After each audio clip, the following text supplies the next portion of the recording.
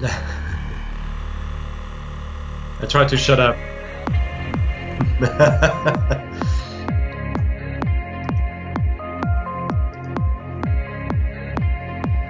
By the way, I'm getting that Pille. I got in touch with the Ibanez. Got in touch with the guy who actually designed the guitar. Yeah.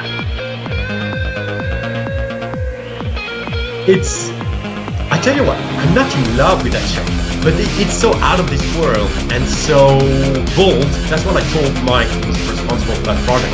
It's a bold move. I love that. That's what excites me about the guitar. And of course, it must be an incredible instrument. So, and I don't doubt that. Okay, I'm ready. And you know what? I bought 3 guitars in 2 days. I think I'm deep into midlife crisis right now.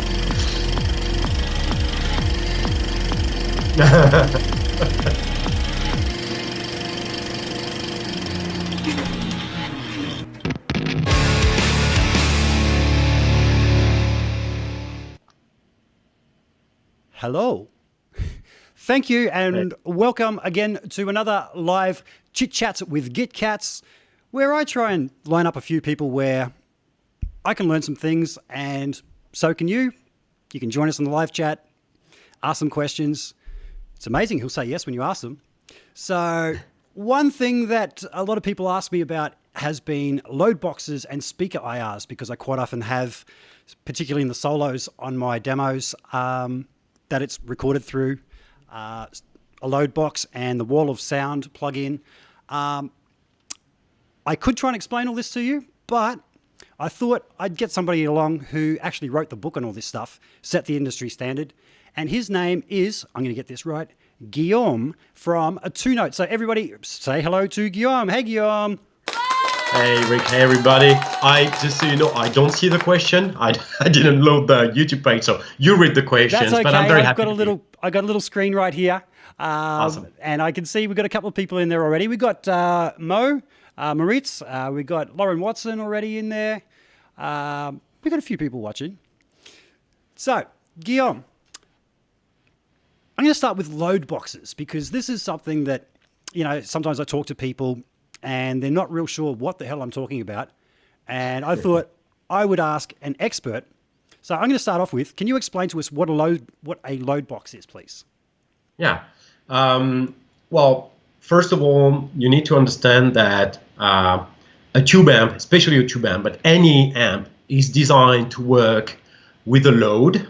And what we call a load, so that's an electronic term to design a device that when you plug it to the amp will react with it somehow. A tube amp absolutely needs to have a load. A solid state, not really. But as a user or player, you want to hear what you play. And actually, the load, in the case of a guitar system, is the cabinet. So the amp is designed to work with a cabinet and vice versa. Originally, the idea to replace the cabinet with a load of some sort, electrical load, comes from the industry, mainly the hi-fi industry. I'll give you an example. Imagine you are in the 70s building thousands and thousands of hi-fi systems, and you need to test them. So you have two choices. How can you test a power amp? You need to make noise, right? So you have the thousands of amps going out of the chain, and you need to test them all. So you have the option of plugging speakers on it, and that's not a very nice environment. Or you replace the cabinet by a system that's silent, still makes the amp believe that it's connected to a load, to a cabinet, that's the load.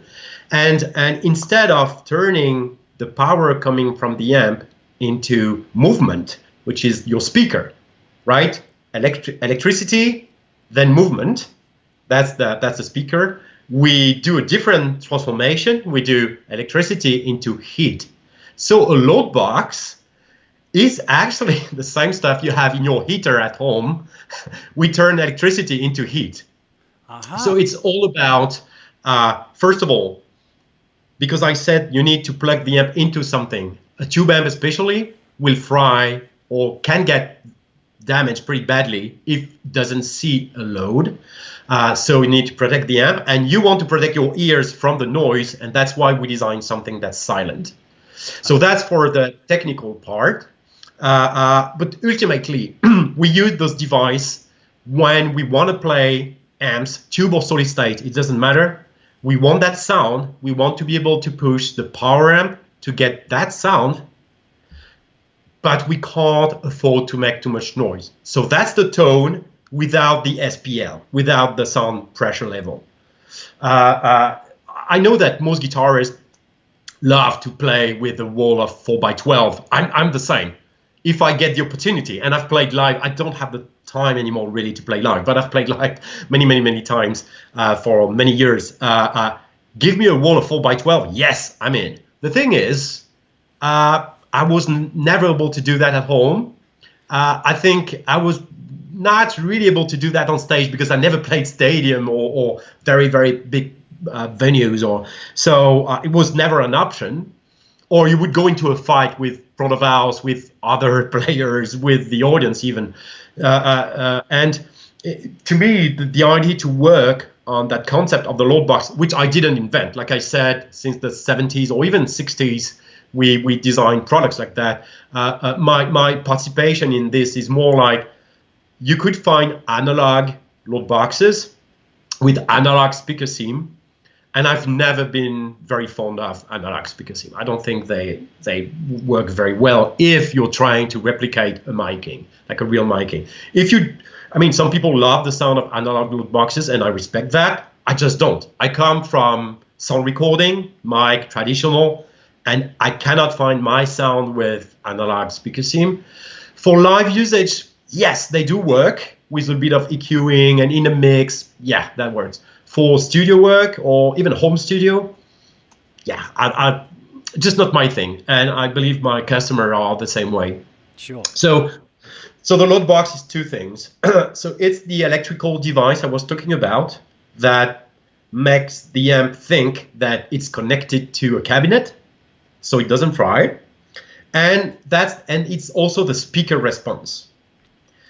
And it's actually those two things together that is what we call a digital load box, because we use digital speaker seam algorithm, and there are many different designs. But you need to understand it's always an analog part, which is the load box, and in our case, a digital part, which is the IR.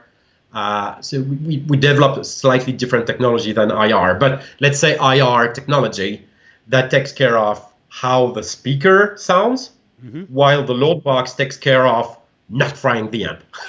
Sure. And that's the two of those together that are the product that I designed. Okay, so that leads me to my next question. What's the difference between a reactive load and just a normal load? Because I realize there's two different ones. Yeah, there are two different designs. The resistive load, so the name comes from what's actually inside the box, the parts. Okay. And there are different ways to model a cabinet. The resistive model is a very simple one. It says, for example, a cabinet has an impedance. Impedance means that its resistance is not the same across the whole spectrum from 10 to 20,000 hertz. The resistance of the cabinet will actually change. That's the impedance. And that curve is complex. A resistor is dumb. It's flat. So a resistor will tell you it's 8 ohm, it's 8. Okay. Actually, when your cabinet says it's 8, it's actually 8 somewhere in the impedance curve, usually around a kilohertz or 700. There is no norm about that. Some manufacturers will use 700, some others 1 kilohertz. It totally depends. To be honest, I should ask Celestion again. I've never figured out why exactly they would use one or another, if it's an average measure or whatever. But anyway, the impedance curve is complex, and a reactive load uses more parts to try to replicate the shape of that impedance. The result of that is when an amp sees something that's just flat, especially a tube amp. A solid state amp probably won't care too much, but yeah, I would have to go into very, very deep detail. But let's say the solid state doesn't care too much. The tube amp, on the other hand, reacts a lot depending on the type of impedance you plug to it. And there are many reasons for that, but that's very, very technical. But I'll be happy to answer questions on YouTube later. But to make it simple, a reactive load box will get closer to how a real cabinet reacts. And that's why that's a design we favor in our product, just because it sounds more like the real thing than a resistive one. Cool. So the other part of the question that I get asked a lot is, what the hell is a speaker IR? And I'm going to say that before you answer that I'm very fond of using speaker IRs, because you mentioned analog emulations of speakers, and they don't sound so good. If anyone's ever seen Glenn Fricker's video on the Mesa cab clone. Oh, no. Yeah. That's gold. That is gold. So, I think I love Glenn. It's not very fair to that product. And I love Glenn, and I think, but I can address that. But, okay, I can answer you. I understand your question. Yeah. But just to address the analog speaker part. Glenn has been using IRs for a long time, and he was one of the early adapters of that kind of technology. I'm very happy, and he's a good friend now. But when he started his channel, he asked me for some products, and I believed in what he was doing because it's fun and technically accurate most of the time. So I was very happy to help him with what he needed, and he's been an early adapter of that. And when you've been into that type of technology, going back to analog can be disappointing. But like I said, I think it depends on the context. Mr. Boogie didn't really want to design a studio thing. Their aim was more towards live playing. And in a live situation, the analog stuff can work. And I know guitarists who actually prefer analog. Take Devin Townsend, for example. He likes to have his analogs because he can go to his monitors, because it doesn't sound like a miking. It has a lot more presence. It's kind of weird sounding, but it can hear himself playing very well. Cool. And I tell you what, I can do the same with digital, right? I can. We actually have models of analog speaker sim in our library. So if someone wants to do, why not? Why not model modelers, right? But it's simple. That's the thing with analogs, because you plug, you have not too many options, you get a result, and it works. I think the limits come when you want to record a song, when you want to hear them with headphones. They are not great at that. That's where a digital processing can actually capture more than just the speaker. So to explain to you the IR, and I think it's important to understand how we create them. So the IR is a filter. It's actually a representation of a system, and the system is not just the cabinet. It's actually the cabinet, probably the power amp that we use to push the test signal through the cabinet. So let's say lab power amp, cabinet, the mic, the room, the mic preamp, and the sound card, because that's all the stuff we need to capture an IR. And an IR will capture all of that at once. The good thing about it is, well, you have all of it at once, and it's simple to do an IR, unlike doing analog modeling or digital speaker modeling like other companies do, where you need to understand how the speaker works, the mechanics of it. It's very complex. In our case, making an IR is kind of stupid. It's very simple. Anybody can do that. We provide a software so you can do it at home. It is very simple. Really? Yeah, and you don't have to know what's in the cabinet, how the mic sounds. You just put them together, click on a button, and you got it. So the good thing is it's simple to do. The bad thing is once you got it, it's static. You can't change anything. If you don't like the room, The room is cooked in there. If you don't like the mic preamp or the mic position, it's in there. You can't remove or change any of those parameters. They are all captures at once, and there is no way around that. So it's just a simple technology that's brilliantly effective, and it's not new. I mean, I didn't invent that. It's been used. I mean, the theory of it is like 100 years old. And the applications were, I mean, you don't know, but noise cancelling on your headphones, yep. the one you use in a plane, that's also the same type of technology. Okay. Except instead of trying to replicate the environment, they actually inverse the polarity of that environment to cancel noise. And it's a little bit more complicated than that, but that's the root of it. And that technology has been out there for many years. It's just that it's very CPU intensive. So it's a simple technology, kind of dumb, but it works great, and it takes a ton of CPU to work properly. And there is one parameter that's important to take into account. It's the length of the IR. The length of the IR will determine two things. It will tell you how much reverb of the room you will get. Uh-huh. So the longer it is, the more reverb you got.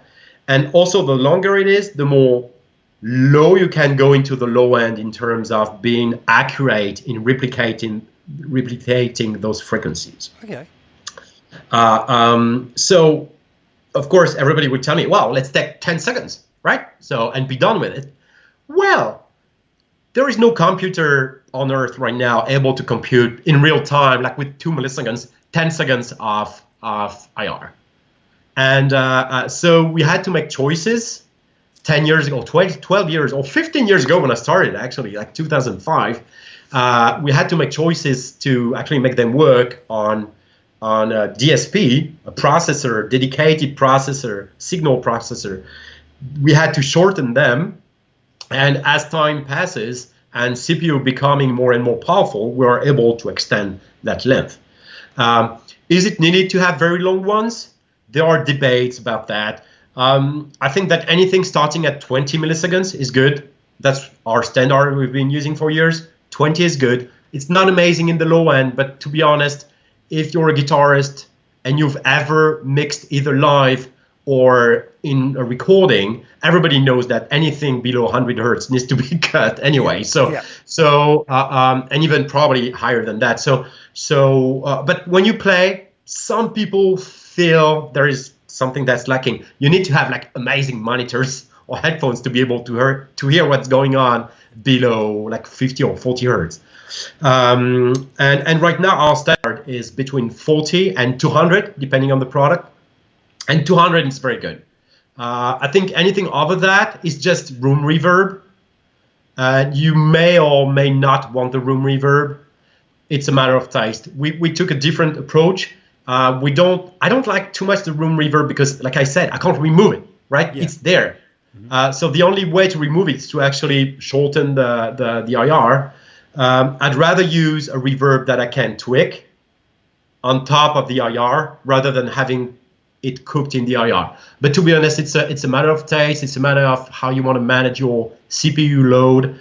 And I prefer to offer a little bit more options rather than putting the whole processing in just processing an IR. So in our case, in our products, it's not just an IR loader or just the technology that we call dynamic IR, because it's not just one static, one mic, one cab. You can move the mic in the room. You can pick different microphones. So the choice I said earlier, you were stuck with, in our system, you're not. You can actually change the mic position, and it's a lot of work to make it sound good. And all of that, I'd rather spend a little bit more CPU in providing more creative options rather than having the whole CPU just to do one stupid dumb IR. But it's how I see the work of the sound engineer or guitarist who want to act as a sound engineer. Some people just prefer dumping a file, and it's possible to do with my stuff as well. I think it's if you have a little bit of studio experience, you know the job is not finished by just throwing a mic in the front of a cab. That's not the job. That's just a part of it. Yeah. So you mentioned being able to move the virtual mics around and stuff. So I have been using your IR plugin in Pro Tools for a while now, and it's called the Wall of Sound plugin. And that is something that no other plugin that I've tried for IRs gave me the ability to do, was actually move it around and see visually what I was doing, swap different microphones around, things like that. And that's my first step before I even reach for an EQ. If I've recorded through a load box, I'm trying different cabinets, different microphones first before I start messing with phase through EQ, because EQ basically is messing with the phase, right? Yeah. So I try and get it right at the source by going through all the different cabs, and you've got a hell of a lot of options when it comes to different cabs, and they do all sound different. You know, they all have a different characteristic about them. So far, my favorite ones by far are the Rev cabinets out of the collection. Yeah, for some reason. I don't know if WGS speakers. Sorry? Very good speakers. Very good speakers. They use WGS. Yeah. They're very good. Okay, I will. In terms of workflow, yep, I think you're doing the right thing, because that's how we do it in the real world. What we do in the real world is, all right, we have a guitar to record. Usually the guitarist will have a very specific taste in terms of guitar, FX, amp. But when it comes to the cabinet, sometimes it's like, yeah, let's use whatever we have and try to make it work. So usually when you go to a studio, how many cabinets do they have in backline? 2, 3, 4, 5? Probably not 20, definitely not 300, right? Yep. So, and nobody would take the time to try several cabinets. And it's funny because I realized that when I started the project, most people, including myself, didn't have a very good experience with trying out 20 different cabinets on the same amp. Nobody did that. Like nobody. In 2005, you would buy the amp and whatever cabinet they had at the store, probably the cabinet that was designed for the amp, right? Yep. And who would have tried a Mesa Boogie Dual Recto with a 1x12 Fender? Nobody, right? Yep. Because it makes no sense. Well, I'll tell you what, when you use our stuff and you start using your ears instead of using your eyes to pick the products, you will find out, and I guess you did, you will find out that you make some very weird choices based on how it sounds. Weird in terms of nobody would use a Fender vintage cabinet with a Mesa Dual rectifier to get middle tones. The thing is, an open back 1x12 can do wonders, even 1x10 can do wonders on a lead tone. Mm-hmm. And that's the stuff that studio guys know. That's the stuff that guitarists with studio experience, and if they had time to try, know as well. But most guitarists, and again, including me when I started the project, I didn't have that experience. One of the things I found out is we probably have 50 different cabinets with V30s in it. Okay, V30s from Solutions are very, very popular. Yep. Still to this date. You will not find two cabinets that sound the same, even with the same cabinet, because the sound of it is not just the speaker. It's the speaker, it's the cabinet around it, it's the room, it's the mic preamp.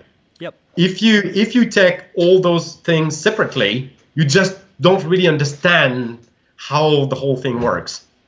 And to me, providing those options, so I know some guitarists or bassists, because we work with bassists as well, find that it's just too many options and they'd rather use whatever they used to use. And many of them will just buy the cabinet that they have at home. So they find it in our library and use it. And very often they contact me saying, it doesn't sound like my stuff. I'm like, that's because it's a different one. That's not yours. Yeah. It was built 30 years ago. And you know what? Quality control in terms of cabinets, no builder can tell you my cabinets from 30 years ago sounds exactly the same as that one today. It's impossible. Okay. It's just that will never happen. And so that's a cabinet. Then you have the mic. Nobody has the same SM57 I have in my studio. They don't sound the same. That's right. Nobody has the same preamp or the same room. Yeah. And for the room, it's funny because when I started the project, we were doing our first recording in my rehearsal room, which was like fully carpeted and very like dark sounding, which was good for rehearsal because I was playing metal and it's a pretty noisy music. So having everything like very damp was great. But when we did recording, including close miking, the fact that the room was acting like a low pass, like a very strong low pass on the signal, sounded weird every time we did the capture there. And as soon as I built my own room, which was more live, so brighter sounding, it suddenly was more open and better, using the same mic, same preamp, same cabinet, and even in close miking. So I found out pretty soon that all those parameters matter. And if you think there is something I tell often to guitarists, if you think you should spend hours finding out the best sound you get from your strings or from your pick or from your guitar cable, I think you're not spending the time at the right place. I think you should spend the time on the miking, the cabinet selection, because this, moving an inch away from the axis of the speaker, will do way more than any cable in the world. Absolutely. And if you have a little bit of experience with miking, I think everybody will agree with me. Having a little bit of experience with miking will tell you that you can spend 30 years picking the perfect cable, blah, blah, blah. You go on stage, you have a sound engineer, or you don't have a sound engineer, just use whatever they have at the venue. Whatever you pick before is just dead. The guy who would decide how you sound is the sound engineer. It's not your guitar or whatever. That's how it is. Mate, you mentioned that you're into the metal. I do see that there's a lot of metal guys using your products. Do you sort of get a bit chuffed at that and go, wow, hey, that's testament using my gear up there right now? You know, and do you have those moments? Well, okay. It wasn't ever a strategy to address the metal market. I think it just happened for probably two reasons. One, I have a network, and I had, when I started, a pretty good network in metal. So yes, friends just contacted me. Yeah. But more importantly than that, I think the real reason is the effect of the speaker sound, miking, and everything can be heard better if you have a more or fuller tone. And the more distortion you have in your tone, the more you will hear the effect of the speaker. So for example, if you're a bass player playing like very clean, very like never any kind of distortion or whatever, clean bass, you can try 20 different speakers. If your bass sounds like a sinus, you can change the speaker, it won't make a change in your tone, really. That's a reality. Yeah. Of course, the sound of a bass is never a sinus. It's always, hopefully it's not, it's a little bit less boring than that. Yeah. And guitarists with like very heavy tones, lots of distortion, again, moving the mic just a little makes a whole world of difference. Doesn't it? So, I spoke to a guitarist that I really admire a couple of days ago from a band called Roast Tattoo. I don't know, not sure if you guys... I know the band. I don't know him, but I know the band. Yeah. So I spoke to Bob Spencer, and he was also in a group called The Angels in the 80s, which around the time I was learning to play guitar, were everywhere, and huge band. Now, he mentioned that with The Angels, on the recordings that I pretty much learnt to play guitar to, he was using an 8-inch cabinet because that just sat in the mix right. And he had Terry Manning, who has produced a lot of big albums over the years, that got him using that. Like we were saying, trying to get the sound to sit in the mix before you do anything else, because the speaker is that final filter. And I found that very surprising. I thought, maybe a 10-inch or something. We said 8-inch. It was like, wow. Because again, as you mentioned, a lot of the time you're rolling out all that low end. You said about 100 hertz. Yeah. I sometimes got 120, sometimes down to 80. Yeah. No, it totally depends on the type of music. So I can't say 100 is the magic number. There is no magic. Honestly, there is no magic number. If anybody tries to sell you that, that's snake oil. There is no magic number. The magic number is actually understanding how you want to have the bass in the mix. Yep. And the bass decides where you put the guitar. The bass and bass drums, that's the rhythmic section. So they decide that's the bones. And then you put the muscle with the guitars. But first you need the bones. And at least that's how I work. So depending on how you want the bass to go higher or lower, if you want to bury the bass into the mix or if you want the bass to be more present, that's where you put the low cut on the guitar. But I've went as high as 250 sometimes because it was very heavy mix. Yep. I want the guitar was standard tuning, so I could actually cut a lot in the low end. There's no rule. That's right. When I'm actually setting my high pass point, I'm not listening to the guitar. I'm listening to the bass guitar. And then when I get high enough and that clarity's there and it sort of starts to pop through, I know I've pulled out the interfering frequencies, which I never hear anybody talking about that, but that's how I set my high and low pass filters. I'm not listening to that instrument. I'm listening to the other instruments and how it affects those. Which we mentioned metal. If you listen to metal from the 90s, especially when you had so many high gain amps coming in the market, and guitarists could play with insane level of distortion. If you listen to the very first, let's say, Pantera albums or Metallica albums from late 80s, there is no bass. Like, where is the bass? Yeah. Well, there's no room the for guitar it, is like, there's no room for it. It's a wall guitar. Yeah. Yeah. And there's no bass in the mix. And I think today we've learned how to make all of that more efficient and work better, up to a point where in some bands like Meshuggah, the bass is actually the most of what you hear when you hear the album, and the guitar is just a little bit of noise on top of that. Of course I'm joking, it's a little bit better than that, but when you listen to tracks, to stems from Meshuggah, you will hear that the guitar is not going very low at all, and it's 8 strings, but still it's not going very low just because the bass is just massive, and they have, and that's aesthetics, right? That's their decision, their mixed decisions to do it like that. If you listen to Korn, I remember in the 90s, one of the very interesting mixed decision of Korn is to have that bass so high in frequency in the mix, like it's like you're that playing click with a coin, Yeah, absolutely. And that was awesome. It was so fresh, so new, and so weird. And that's the sound signature. They can't get out of that. They can't sound tomorrow like Periphery or those modern sounding bands, which are great. But if Korn comes up with a sound like that, nobody would. Who's that band? And those mixed decisions, or let's say the early System of a Down, the mix is very, very special. I think today, if I had just a concern about today's mix, it tends to be a little bit too much of the same. Like everybody's using the same tricks and products, and it sounds often great, but I have a hard time getting surprised by a new mix. And probably that's just me. Maybe I don't listen to the right music. I don't know. But I'm the same. I like when it's a weird mix. Yeah. I actually forgot about being a guitar player for a long time because it all got very stale for a while.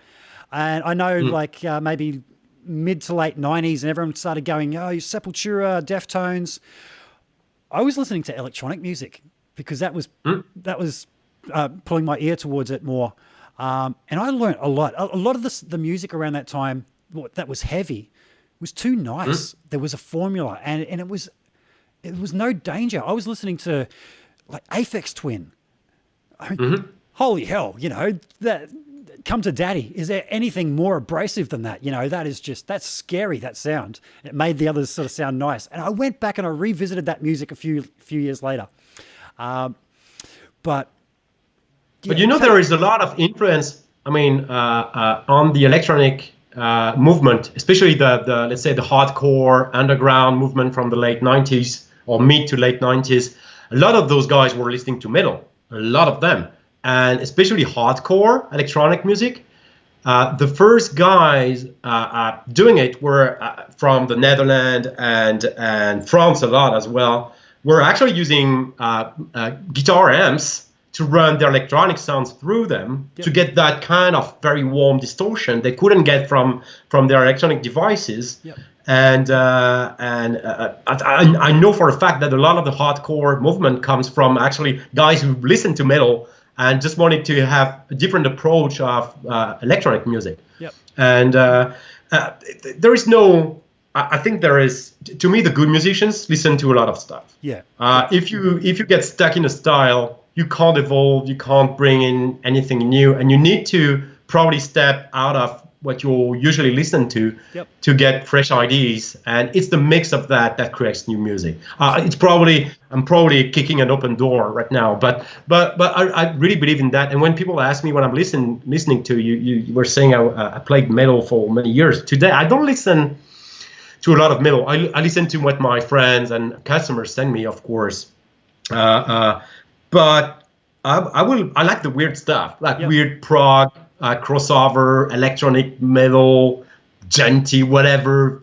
I try to find what's the next style coming up, or try to. And I'm always interested in being, probably being deranged in what I think. How the music should, sorry, I can't make a proper sentence, but there is always, your brain works the way that you get used to stuff and you're comfortable in some stuff, and in a way you listen to music. And suddenly there is something new that forces your brain to reconfigure.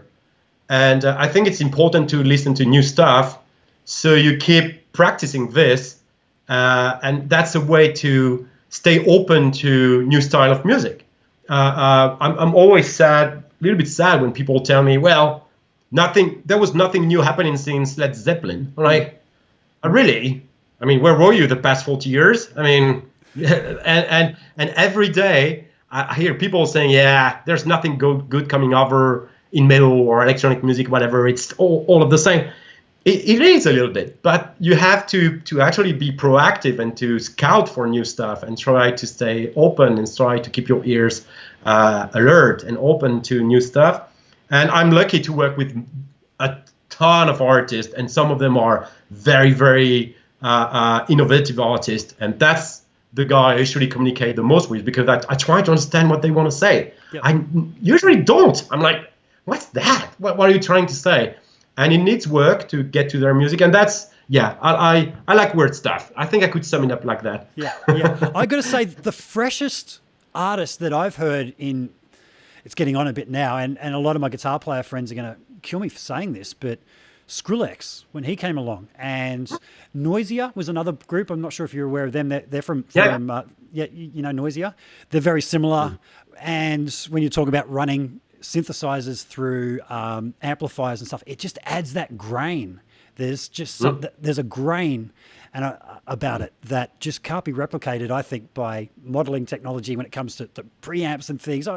It's damn close. It's very close, but it's that grain that's the distinguishing thing. And I'll give you an example, because if you talk about dubstep, it's funny to see how a style that comes from reggae, kinda, right, ska, that evolved into the very early dubstep, and then to that massive avalanche of noise that is today. And early on, you could see some bands trying to mix dubstep and metal, and suddenly, I'm talking about like 6-7 years ago, and suddenly you have Korn releasing a kind of a mix fusion dubstep metal thing. You have a lot of bands trying to branch out to that style, and it's of course the fans usually get angry because they have a very contradictory attitude towards the music they love. Too different. Exactly. They want something new, but they want it to be the same. And I'm like that too. I mean, I'm not saying I'm better. When I'm listening to I've been listening to Metallica or Sepultura. That's where I come from, and I love those bands. And I'm lucky to work with some of those guys. Like the first, I have to tell you this: the one of the very first artists who contacted me to get my first product was Richard Kruspe from Rammstein. I was like sitting at the bar, just watching on my phone, like you would do in 2008, right? Christmas 2008. It's just like, okay, All right. So that's that kind of moment you were asking to me about the other time. Yep. I think the as a fan, I want them to release the same kind of stuff that I loved from '86, right? Yep. I love Master of Puppet. Let's do another Master of Puppet. But they can't do that. I mean, they don't want to. They shouldn't, as artists, they shouldn't have to do the same stuff over and over. Yeah. So it's always the thing when you had a hit, like an album that was crazy successful, to come with a following album that's as good. It's nearly impossible. Let's be honest. Yeah. It's nearly impossible because the surprise that everybody got the first time will never happen again. And some of them can recycle and offer new stuff or try to do. And it's I have the like I'm not an artist and I don't have that thing, but I love it when a band is able to say, okay, fuck it, I'm not supposed to swear, right? But so yeah, let's do something new and let's pray for the fan to love it, or let's get some new or get up to some new audience. And I love bold moves, and it's risky, but yeah, you're an artist. You're supposed to take risks. Absolutely. Guillaume, before I start to pick your brains about the history and your products line, there's one more facet of things that you do, and that's reamping. And some of the viewers might not be sure about what reamping is all about. Can you give us a brief rundown on what reamping is all about? Yeah. We do have product that help with that. Reamping is about recording the dry signal from your guitar. So let's imagine you plug the guitar into your sound card, audio interface. You do that using what we call a DI. Most sound card nowadays will have a DI in. Most mixers probably not. So you need to have a DI box or an audio interface with a DI input. DI means direct injection. It's instrument input. So you plug the guitar, you record that straight guitar sound, which is usually not great, let's be honest. I mean, unless you play 70s funk and they used to record like that, like plugging the guitar direct, that gives them kind of weird sound, so that you may like. So sure, but if you don't play that, probably you won't like it. So let's record that dry sound, and later on, send that back from the DAW back to your amp, cabinet, mic, and then you record this. The reason why people do that is they don't want to take the decision the day the guitarist records or bassist record. They don't want to take the creative decision of we're using that amp, we're using that speaker with that mic, and that's it. And then we try to make the best out of it. It's a different workflow where you record the guitar one day and later on you have the time, you're not in a rush to pick the right amp, to pick the right cabin mic combination and do a proper miking. And I've seen that happen in a studio more and more because, well, studio time is expensive. And most people don't want to spend money or don't have money to spend on finding the right system or the right cabinet or whatever. So let's spend the time on actually making music, record it as fast as possible, as good as possible, and then the sound engineer or the who's ever in charge of that, creative director, manager, whatever, take the decision later on without the band or with the band sitting in the room. Okay, let's try different options. But I think what's interesting in that way to work is that it's hard to hear the tone while you're playing. To hear it the way it will be in the recording, I mean. Yep. So the guitarist plays, and we separate the feeling from the actual sound on the album. It can be good, it can be bad. It's a matter of creative decision. But I see more and more bands doing that. Like, let's do the creative instrument part of it first, and then let's take the audio decisions or the sound tone decisions later. For example, when we have the drums, when we have the bass, when we have everything, keyboards, whatever you have in your mix, let's have them all and take the tone decision for the guitar at that day. Yeah.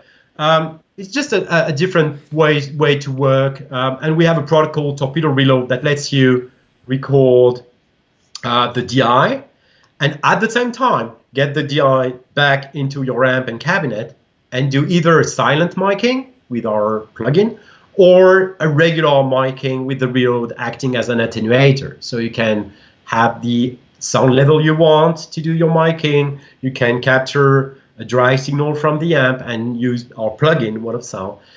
Reload is kind of it's the middle of your system when you want to do, let's say, modern recording, reamp, DI, attenuated recording. It's a great tool to do that. And I know that there are many tutorials on how to do it. You can find that online. You can find papers explaining how to route the signal. It's not easy, to be honest. Yeah. I don't find it very complicated, but that's the type of question I get every week. Sure. So we have tutorial for Torpedo Reload, and there are plenty of tutorial online, but still, I know it's kind of complicated for many guitarists to understand how to route in their DAW outputs that are not the 1-2 main out. They need to use other outputs to go back to the amp and then back into the DAW and create a digital loop. All of that is a little bit obscure to guitar, especially guitarists and bassists. I mean, it's a different job to be able to play the guitar very well, which I'm not a very good guitarist, but I know how to route the signal in the DAW. And it's guitarists need to learn that, bassists as well. Yep. But yeah, you should do a tutorial about that. I can help you. I think I should. I did try and go down the road of using reamping. And reamping is very similar to what we were talking about in using speaker IRs, really, isn't it? But instead of choosing your cabinets later, you're choosing your amp later, essentially, isn't it? Yeah. Yeah. I had a lot of trouble when I was doing it because I had a box that I wasn't sure how loud I was supposed to be recording the signal and how loud I was supposed to be spitting it back out of my DAW and everything. And yeah, that whole level matching thing, I was like, is that how hard I'm supposed to be? That amp wants to see that? Does your reload automatically level match? So that's one of the big things I've worked on. I think what we call gain staging in the recording is very important, and it's natural to me because I learned all the techniques 25 years ago. So it comes naturally to me to set up all of that properly. But it's funny you mentioned that because we are in the middle of a beta test with a new firmware for the Torpedo Cab M that we call Cab M Plus. And I realized that people have no clue how to set up the levels and the gain, and they mix volume and gain, and they think it's the same. And I'm like, oh guys, like there is a zillion article, guitar magazine about that, or studio recording about that. It's probably the most boring, overused topic. But you know what? You have to keep explaining about that. So to answer you about that gain staging thing, yes, in the reload, we have one key function that I think we are the only ones offering today. And maybe I will just create just a DI box, a DI reamp box with that function that we call match. You're right that when you set the level to go into the DAW and back into the amp, you lose the direct connection to the amp. When you plug the guitar into the amp, you don't have to think about how loud the guitar goes in, right? It just that's how the guitar is designed. That's actually the pickup impedance and level and how close the pickup is from the strings. But that's all you can play with. Well, as soon as you put the DAW in the middle of this, you lose that direct connection and you don't know. So what we have a function that's called match. It's not automated. It needs you. So match will compare the signal coming from the guitar and the signal coming back from the DAW. And with a knob and with some lights, you will make sure they are the same. And when the light is green, you know you are sending the same signal to the amp. Cool. But the tricky thing about reamping, there are several ones that are a bit hard to comprehend for most guitarists and bassists. A sound card has a certain noise level. If you have a very good one, it can be, let's say, 90 dBs, right? Or 100. They will say it's 120, but that's not the truth. So most of them can go down to 100, the very, very, very, very good one. Let's say the average one, have one like an expensive one on my desk right now, that's great, probably can go around minus 70 dB in terms of noise. The thing is, in your high gain rev or mesa or whatever random high gain amp you have, you will have easily 60 dBs of gain. So what happens when you bring that noise from the sound card? It's there. It's cooked in the sound card. You can't remove it. You bring that 70 dBs of noise and you put 60 dBs of gain on top of it. Well, guess what? Your noise and your guitar are now fighting. Yeah. And there is no way around that. So you need to actually set the level on the sound card to maximize the signal to noise ratio to make sure that even if you put a ton of gain on that signal coming back from the DAW, you still have a decent signal you can work with. But you can expect more noise than with just the guitar into the amp. And that concept, and I probably should make a video about that at some point, but that whole concept of gain staging, how to improve the signal to noise ratio to get a good result, and it doesn't really matter if you play like clean tones and jazz, blues, whatever. But as soon as you go into more heavier music, all those noise will actually add up. And even your environment, actually a reamp system is like an antenna. It will try to grab any noise you have in your environment. If you stuck the box next to your monitors, display, studio monitors, or anything that can just spread a little bit of garbage, electromagnetic garbage, it will just gobble up. So it's a real challenge. Reamping is not easy. First, you need to understand the layout and routing. Second, you need to understand how to hunt down noises. And I tell you what, even expert and studio owners and very famous name, I've helped many people trying to get rid of those. I don't always succeed. Sometimes it's just there. Like I used to have my demo room in the Two Notes office like years ago. The demo room had a telephone switcher, like a huge telephone switcher for a whole street stuck to my wall. You know what? It was impossible to use single chord guitar in that room. Impossible. Really? Just because that switcher was radiating. It was fast switching. So it's just spreading electronic garbage everywhere in the room. And you could actually play with the guitar, actually making sound, doing depending on how you put the guitar. It was just, so awful. And the only way to fix that, setting the stuff on fire. I decided to move to another office. But if your environment is bad, and if you have that kind of situation, or very bad electricity, or very bad whatever, or fridge on your line doing bad switching or whatever, there's nothing I can do. You need to have a clean power supply. You need to understand that your LED light is bad, and it's like in the Two Notes studio, I had to go back to halogens bulb instead of LED for one of our lighting, because for whatever reason it was acting like an antenna and spreading the switching from the LED in the air, and we couldn't work. So we had to, and there was nothing we could do apart from changing maybe the light we had. Yeah. I just revert back to halogen stuff, and it was fixed instantly. Yep. So it's a very complicated matter, and studio designers, the guy who build studio, know way more than I do. And I tell you what, that's a huge part of the studio design, trying to hunt hums and noises, especially when you have like miles of cables through the ground. Yep. So anyway, probably I should do some video about that at some point. Absolutely. Man, you've got such a knowledge on this. I'm glad I'm asking you these questions. Now, you mentioned 2005. Is that when you started Two Notes, or is that when you started messing with this stuff? So I finished my PhD. I was in a different field. I was in optics and telecommunication. That's my major. Okay. And I finished it in 2005, and I wasn't so sure I wanted to continue in that field. And I just got an opportunity to start my business. I didn't have any money, but someone believed in me, and I could start something. A very humble operation, but I could start it.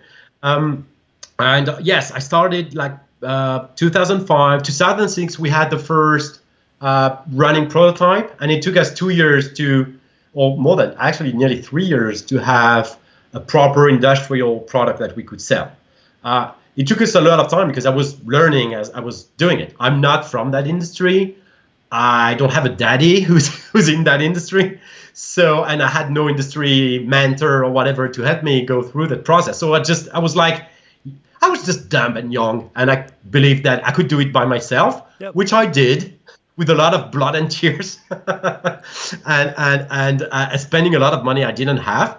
But I mean, trying, and at some point it just worked, and I realized that the concept I had in mind, especially for my use at first, which was I want to record at home with my amp. I don't want to use monitors. That was simple. Monitors in 2005, not good. Software or hardware, yeah. I mean, today is different. Today we have very good monitors, but yeah, 15 years ago, garbage. Like, honestly, I mean, you couldn't really work with that, even if so many amazing records were made using those monitors. But I wanted something simple. I loved my amp. I used to play an Angle amp at the time. I just wanted to plug my amp into my computer. That's it. That was my request. And I couldn't find anything that would work properly, so I built it. And I figured out that I wasn't the only one with that need. And I just decided that, maybe there is a market. And the answer to that thing was no. So I had to create that market. And I spent the next 10 years explaining what I'm doing. And it's only now that we have more competition, like big companies actually going into my tiny market, that people start to understand that, oh, you can play an amp like that, or I can have finally a proper headphones out on my very nice Marshall orange whatever vintage amp that I can't play at home. So I have a solution now. And the market, I had to create that market. That only experts were using, like the analog lock boxes. Like only touring artists knew about those products. Very few people at home knew about them. I actually didn't. I discovered them when I started digging and trying to find how to remove the speaker part of my sound. I found out they existed, but when I went to some of my competition now, like Palmer, or they had a few products, but no store would stock them. It was only like custom order, or it was, you had to wait for months to get one, just because it was only like big touring bands or TV studios, radio studios who would buy them. And it was a few hundreds units a year worldwide. While today, I can tell you that we have probably more than 10,000 users using our hardware solutions now, and my competition, which is big name today, probably have a lot too. So it's just that it took a lot of time to explain the concept, and I still do it. I still have to explain, but when they get it, guitarist or bassist, and they understand that they finally can use their amp with a sound that works, that's good, that's awesome, and that helps them or motivates them to play, which is very important. They can get that now with, for example, my latest product, the Captor X. That's a very good product designed to go on top of an amp, plug headphones, boom, instant gratification, awesome to play. That's what I want to do. I'm very excited about the Captor X. Now, this all sounds very familiar. I spoke to Thomas Blug last week, and I said to him, we have a saying in English, necessity is the mother of invention. And he said, that's my motto. And it was just exactly like you said. He needed something that he thought was a no-brainer. Hey, why isn't somebody making this? And he went down that road. So it sounds like a very similar story for you, huh? Well, I mean, especially as, well, Thomas had a lot more experience that I did. Like, Thomas has a very long, experience in the industry at Hughes Kettner and other companies, like big companies, where he could actually learn the process and how to do that. So he came up with a product that I was very impressed when he released it. We started our business pretty much at the same time, like early 2008, and he came to the market with the Blue Guitar One, the first version. Almost at the same time, I came up with the Torpedo VB101. Okay. And well, I remember I met him some time after that. I was very impressed with the design. I didn't know how to do that. Like the design, the mechanical design was just like, it looks awesome. I don't know how to do this. Yeah. I come from computers, right? Yep. I'm not a designer in terms of, I'm not a good at drawing or whatever. That's not my forte, and he's very good at that. And I was always impressed with his design. I can say hi to him just in case he watches us. Is one of the nicest guys in the industry. Everybody says that, and he is. He is. Everyone that I've mentioned to him, they all say, "Man, he's just one of the nicest guys in the industry," and he totally is. Yeah. Oh yeah, and I'm sorry that's one of the guy I miss by not going into trade shows because of you know what. But I know that the next one we do together, we'll have a beer. Yeah. So you mentioned the Captor X, and that's something that I saw that you had was coming out. And that had me very excited. What is the difference in the Captor X to your other Captor range?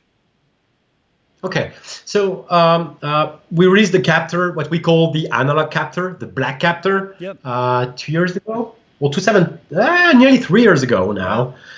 So the analog Captor is a very simple load box, 100% analog, with an analog speaker sim. So see, I'm not against analog speaker sim. We wanted to design something that's not too expensive, very effective, very small, cool looking, and that comes with the Wall of Sound plugin. So it's a full recording solution at a very good price, I think, for any guitarist who wants to go into home recording, for example. But many pro artists are using it, just because it's a commodity. It's not expensive. You don't have to think twice. Just get a couple in a drawer, and it's there in case you need it. Also, it has one level attenuation that's kind of strong, that lets you use live, like push your amp hard and not be a nuisance to the front of house. So it was, I think, that's probably by far the most successful product we've ever had in terms of volume, number of units. Captor X is a different beast. It's the same box. Instead, it's white instead of black, because in the Two Notes world, black means analog. So Captor analog is black, Reload is black, and digital is white. So Torpedo Live, Torpedo Cab, Cab M, Torpedo Studio is a little bit different. It's white and it's more fancy, more color. But the Captor X is black and white because it's a digital unit. So you have the same load box, but on top of that, and instead of the analog speaker sim, you have the awesome Torpedo process, which is digital, and many exclusive options that the Captor X is the only product to have, such as we now have an awesome stereo reverb. We have the enhancer that will help you sound more produced. That makes sense. And we have an effect called Twin Tracker, which will create a stereo effect from a mono signal coming from your amp. So with the Captor X, you have your amp, plug the speaker out into the Captor X, and then you do speaker sim miking with 2 microphones, and you can send that signal to the stereo reverb, stereo twin tracker, and output 2 lines out balanced, so you can use that live in the studio. It's very, very good, strong signal. And you can play with stereo effect or use those 2 lines to send 1 to monitors, 1 to front of house with a different mix. Can I just say thank you for thinking of stereo? I've played stereo since the 90s. I used to have 2 Marshall boxes. Back when you could play with volume in my town, now everything's direct and stuff. We had this great rock and roll venue down the road from me, and I used to crank 2 Marshall boxes in stereo. It wasn't about volume. It was about spread. And still to this day, when I play with a few 80s pop artists that I grew up listening to on the radio, when they come my way, I usually play guitar for them. And they see me haul out 2 boxes, and I'm like, no, I'm not loud. It's actually so I can be quieter and spread the sound, so I can hear myself all around the place and not be as loud, and not just have one place where it's roaring and then I can't hear it 3 feet down. So I just want to say thank you for thinking of stereo, because that's overlooked by so many people. It's like, that's great, but dude, stereo, come on, you know. Well, the thing is, we already had the Torpedo Studio, which is stereo, like true stereo, 2 different cabinets, 2 different microphones. In the case of the Captor X, it's only 1 cabinet and 2 microphones, but that part is mono. So usually when you do a stereo, let's say wet rig, So two cabinets. It's usually the same cabinets, and the miking, you try to have the same miking. Otherwise, you may lose some balance between the left and right signals. So you try to replicate the same stuff on both sides. So that's what we do with Captor X. You have the same cabinet on both sides, the same miking, exactly the same, but you can adjust the level of both sides. You can adjust how different they are in terms of timing and playing. So it's really like you have another guitarist with you, and more than just you playing like chorus or tremolo, stereo, like Leslie effect. That's not really what we offer. What we offer, it's like it's you and another guy playing at the same time. That is cool. And the stereo reverb is just, I mean, especially for people who play with the headphones. Yep. As soon as you have that reverb that surrounds you, and we worked a lot on that feeling, the surrounding feeling, it's a world of difference compared to like a mono reverb. Even if I'm a mono guy. I record guitars in mono, and I like being able to decide later on how I set them in the stereo field. But in a band where you're the only guitar player, or if you want to play a solo and add a little bit of effects, so you are, like, for example, if you're the sole guitar player, your guitar will be somewhere in the mix on the left or the right, and the bass will be on the left or the right. And suddenly you want the solo and you want the guitar to be everywhere. Yeah. You just kick that in, and woof, that stereo effect, especially live, it's awesome. Like for the audience, it's suddenly the guitar whoop, opens up and is everywhere in the room. And that's a very cool thing that you can actually trigger in Captor X with MIDI. Just kick that on at some point. To tell you a bit of history about that, I developed the function per request of Frederick Tordendal from Meshuggah, because he's using that effect on some of the recording, and he could never find a live unit able to replicate that. So we worked with him up to a point where he said, yeah, all right, yeah, that's how I sound on the album. Yep. Don't touch anything. So we actually made a pedal for him that we never put on the market. Don't ask me for it. Yep. It's not for sale. It was just the one shot. But we used the same algorithm in the Captor X because it works. Yep. Just adding that ambience. I was one of the first guys touring in Australia with a Kemper, and I was actually in a Queen tribute show at the time. We'd sort of do international gigs, and I'd jump on a plane just with my Kemper. Every time I played a chord at soundcheck, I'd just have people running down going, what the hell is that? You know, but I tried wearing in-ears with that and not having too much sound on stage, but it was too direct. I would be apologizing to people going, oh, sorry, I messed that up. And they're like, what do you mean? It's just too direct. So by having just that little bit of ambience around you, you don't freak out every time you're sliding around. It's going, ooh, what's that? What's that? So that's very cool. Well, so about that. So we you and I know that, and most people probably don't, that for people working monitors, like professional working monitors, guys who are good with in-ears are not so many. I know a lot of them, and it's a very specific job. Like making the mix sound good for in-ears is not easy at all. So those guys will use, let's say, ambience mics on stage or for the audience, so the artist doesn't feel totally disconnected from the audience. It's complicated. It's hard. I mean, the Kemper is a very good product. I would never say bad things about it. It's not the stuff I want to use or to develop, but it's a great product.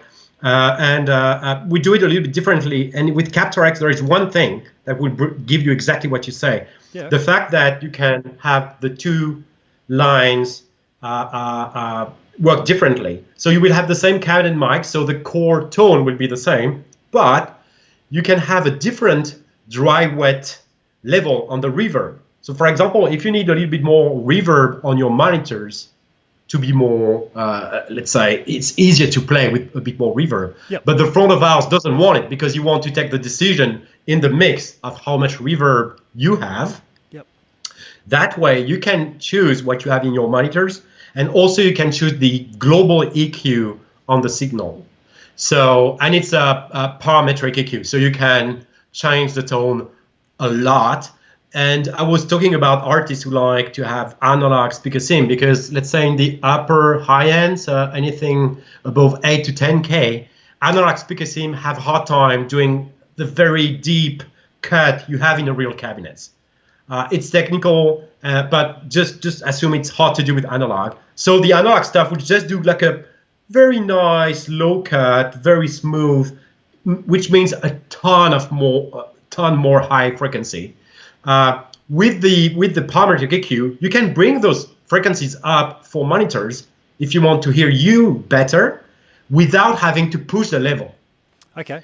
And I guess I'm getting a little bit technical for for people who are not used too much to stage, but people who are used to stage will understand what I'm saying. Yep. It's great to be able to have a different mix, different kind of tone for your monitors, and send something that's very raw, very easy for the front of house guy, yep.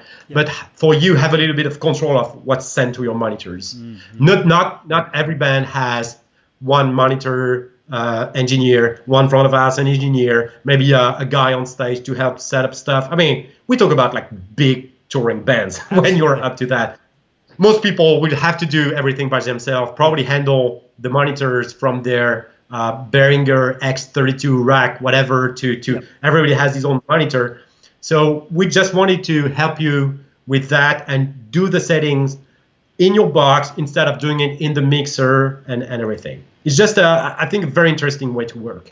You mentioned having a good monitor guy, and I have seen people trying to do their own monitors, especially in smaller bands. You know, guys, I see guys trying to play the drums and adjust their own monitors and stuff. I was very lucky. You know the Australian band In Excess? Yeah, of course. Yeah. I wasn't sure yes. if overseas. They sold a few records. Yeah, I don't know how many millions, but yeah. I had their old monitor guy on the road with me, and awesome. I ended up towards the end ditching the amp. So I would have backline AC30s just as props, and I was just going through the monitors. He would follow me around the stage wherever I was, because I was doing the Brian May thing and I'd run around everywhere. If I was over that side of the stage, he would follow me onto those monitors over there, and it was great to have Phil doing that. And he was on the ball, and I really can't imagine trying to do all that stuff yourself, but it sounds like you've put some tools in there to make it a lot easier for guys to do it themselves. Well, the thing, okay, so following you with the monitor stuff, and that's something you don't need to do when you have in-ears. And I think most people nowadays, especially the ones who want to handle their monitors, either they stay static on stage, they can't really move, or because, well, you're right. If you're going next to the drums and you get the drum mix, monitor mix, and you're the lead guitarist, you're dead. Probably the drum mix has no lead in there, or no vocals, or whatever you need to know where you are. With in-ears, that's the great thing about it. You have a wireless most of the time, you have your in-ears, and your mix follows you, obviously. So as long as you have a very good static mix, something that you're happy with, you can jump anywhere on stage and it's still there. And I think most amateur band who understood that, who took the time to work their monitors, once they have the in-ears, I mean, I know it's not a great sensation, especially when you start working with in-ears, because either you can afford very expensive one that can actually go very low in frequency and very high and gives you not too shitty sensation when you listen through it. To be honest, I don't like very much ear monitors. But if you're able to afford the multi-$1,000 ones, it's awesome. If you're not, and today I'd say you can find an expensive solution that works. But let's say 10 years ago, like most guitarists would say, yeah, I'm not using that shit. It's awful. Today it's different. You can find good ones. I can't sing with ear monitors. I think it's very, very hard. As soon as you move the mouth, it opens the ear, opens closed. So you need to have spatial molded stuff. I mean, I don't know. Well, I'm a bad singer, so nobody asked me to sing. So I think I'm safe from. I used to try. I worked for Apple about 10 years ago, and I was a trainer for them, what they called a creative, and I'd have to teach people how to do all the creative stuff on an Apple computer. And I had to talk all day over the ambient noise in there, and it destroyed my voice, and I just cannot sing a note anymore. I don't know what the hell it did. I've been to speech therapists and stuff. I was just like, I'm just going to give up. Yeah, stick with the guitar. I mean, yeah. Well, it has made me concentrate more on the guitar. Yeah.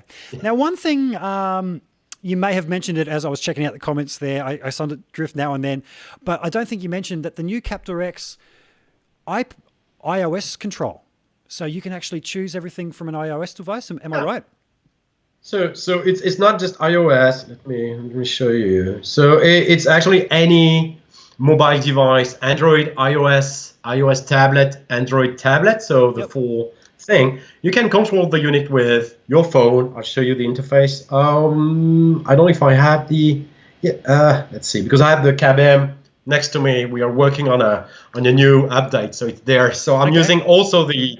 It's a Huawei Android phone, nothing fancy. Yep. But I'm looking. So that's the. It's not the Captor X, but I can show you the interface. So you have this on your phone, and that's the. What's that? That's the old CabM interface where you have, but the Captor X is not that much different. You have different faders to control the mic, and you have, let me see, this is the room. So it says not connected because I'm not, but you have the room, and you can play with your mic. And yes, so the idea with this is you can, if you're in your studio, probably you will want to plug the USB out from the unit and control everything from your computer. But if you're on stage and you want to make just a quick adjustment, we have a few knobs on the interface to switch presets, and you have MIDI control of every parameter. But if you want to do a quick adjustment and just see what's going on, what you're doing, just your phone, do a quick thing, and it's very simple. I can try to connect the CabM. I would do it. What kind of range does it have? Like, could I essentially have my front of house engineer choosing my cabinets from out front? So we're working on that. It actually depends on the environment. Yeah. And this like is through on Bluetooth? big stages. Is it? Yeah, Bluetooth? it's Bluetooth. So Bluetooth can be 20 meters in a clean environment. Yeah. If you don't have any walls or anything. Like at the office, it's not really clean because we have a ton of computer, the studio, whatever. But we can be in a different room and still control the units. But it's a bit random. It depends on your environment. We try to improve that, but Bluetooth has limits. And but there are actually, I mean, the Bluetooth standards was developed, to be honest, to be working with 1 meter, like keyboard to desktop or to laptop, phone to your car audio, or headphones to your phone, and that's 1 meter or 2 meters tops. The standard says that you can do better, but it really depends on the environment. Sure. And I can't tell you for sure. We've done tests where we were like 15 meters away in a different room, and sometimes it just doesn't. It's front of house. I'd say if you are in a small venue, sure. Bigger venue, maybe not as good. Is Bluetooth prone to interference from other people with phones and stuff in the area? Is that going to affect the range of pickup? Any wireless system will be affected by the range. If you have Wi-Fi, like even the 2.4 gigahertz on wireless system, that's the same frequency as Wi-Fi. It's hard to find a wireless system that will be immune to that. But I'll tell you what. If you're worried about the audience messing with your system, I would say you shouldn't probably try to fix the mic position while the artist is playing on stage. That's right. Yeah. To me, that's the work you do during rehearsal. And if you have a fast thing to check, that's the mixer. That's where it needs to happen. That's not moving the mic. I know some engineers love to fiddle with those settings. You were talking about Testament earlier, right? Saying I'm very happy to work with them. When they called me, I was like, wow, all right, let's go. The front of house engineer, who's German and Christian, who's very, very nice. He loves having the toys next to his boards. So during the show, he's using a CabM and one of my preamps, and he's turning the knobs, adjusting stuff, making the lead go more distortion. It's actually playing with it. I was livid. I was like, oh no, don't do that. You shouldn't. Really? You shouldn't do that during the show. He was like, that's okay. That's how I work. I'm like, no, just if it breaks, and it doesn't break, right? But it's just. I'm like, no, you have just do it with a mixer. He's like, yeah, I'll be fine.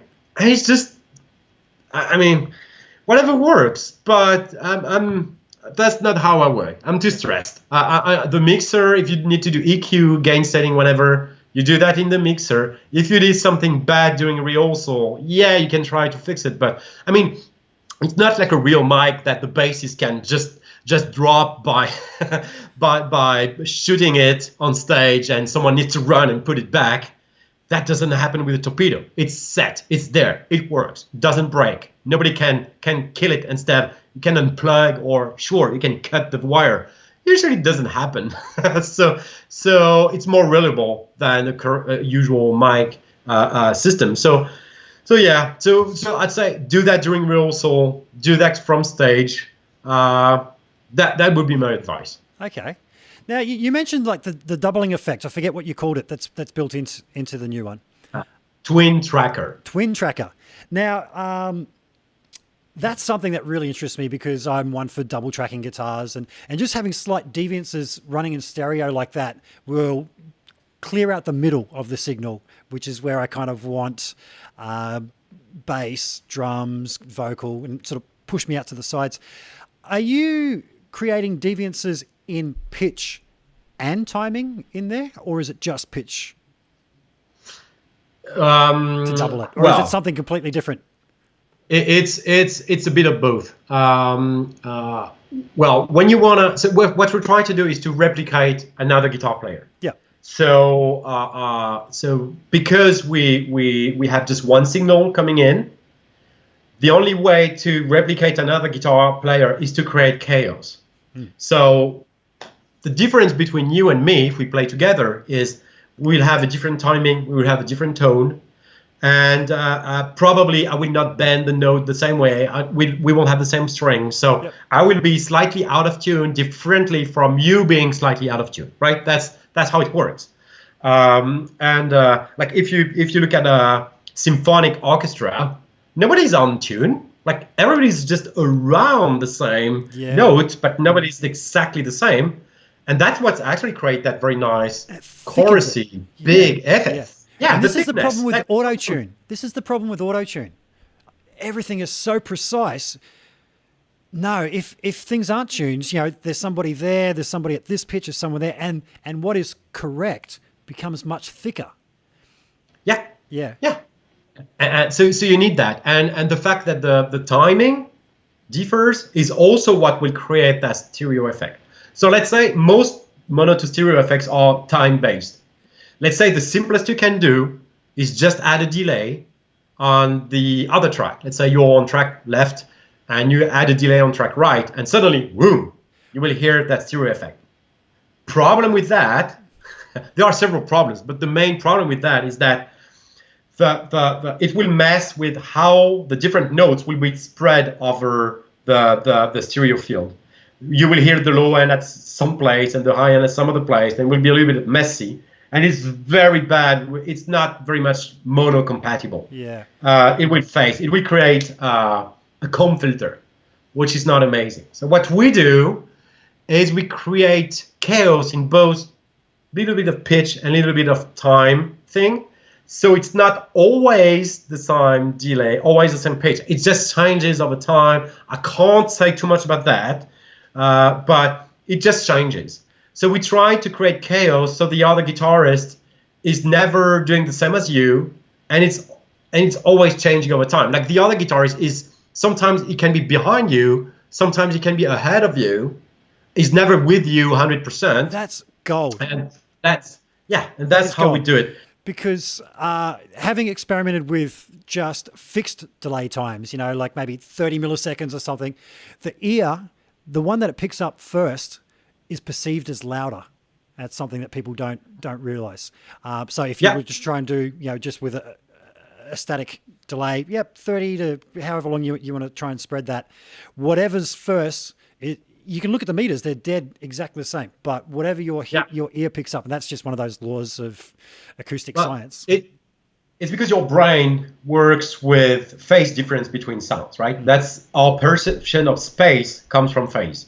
And the thing is, if you mess with phase, by doing that static delay, your brain try to analyze that. So you're right, the meters don't lie, the meters are stupid, they will display the level. But your brain analyze that as being, oh no, the low end is there, so it's more loud here. So actually we have two settings. One is how do we call that, by the way? I don't remember the name of the setting. I think it's oh wow, I'm tired because it changed a little bit, but it's one about the timing. So how tightness, how tight the other guitarist is. Yep. So the more you will push the palm meter, the less he will be playing with you, and the more he will be playing with his own band next to you. And the other parameter you have is a balance. So the balance will help you not have that sound difference between the two guitars. Because even with our system, it happens that you will hear one louder than the other. It's a little bit random, so I can't know how louder you will perceive it yourself. So we give that as a setting so you can balance them back so they sound more the same. Okay. And it's to be honest, I wouldn't really recommend using it for recording. It's for recording, I'll tell you what, just record yourself playing several times, and that's the way to go. That's the way to go. You will not save time by using a mono to stereo effect. It's usually a bad idea for a very, very simple reason. The mono compatibility of that and of any mono to stereo effect is not amazing. You can hear some phasing effect when you're listening on a phone or your mono speaker, Bluetooth speaker, for example. I would not recommend using that on a record, but live, it's awesome. Yeah. It's bringing a new dimension, and playing home with headphones. Suddenly with headphones, it's so much thicker, so much nicer to play, so much surrounding you, creating that effect of acoustics that's impossible to have with a mono signal. And you need to, but on a recording, on a recording, I would recommend just do your job, do your homework. Double track it. Record several tracks. Yeah. That's always the best way to go. You know, when I'm double tracking things, and thank you for covering me as I just changed the battery in my camera then. I did warn you. I need to get one of those power things so that I don't have to go through batteries. Yeah. Folks, I did warn Guillaume that if I'm going to put to him and go grab my other battery. One thing I find when I am double tracking guitars, the first take, it'll take me, because I'm so anal about getting my rhythm guitars tight. I pride myself on my rhythm guitar playing because it's 90% of the gig. I know a lot of guys that can out shred me, but most of those guys can't play rhythm guitar for shit. Did I say that? Yes, I did. Well, that's the reality. It is, isn't it? It is. Yeah.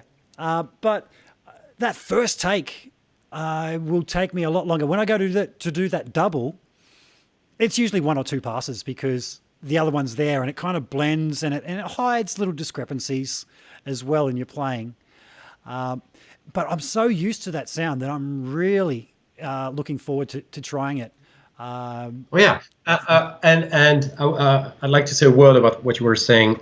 It's funny because I had a friend sending me his new album the other day, and I listened to it, and I'm like, so he was asking me about the guitar tone, and I'm like, I cannot talk to you about the tone. You have a rhythm issue.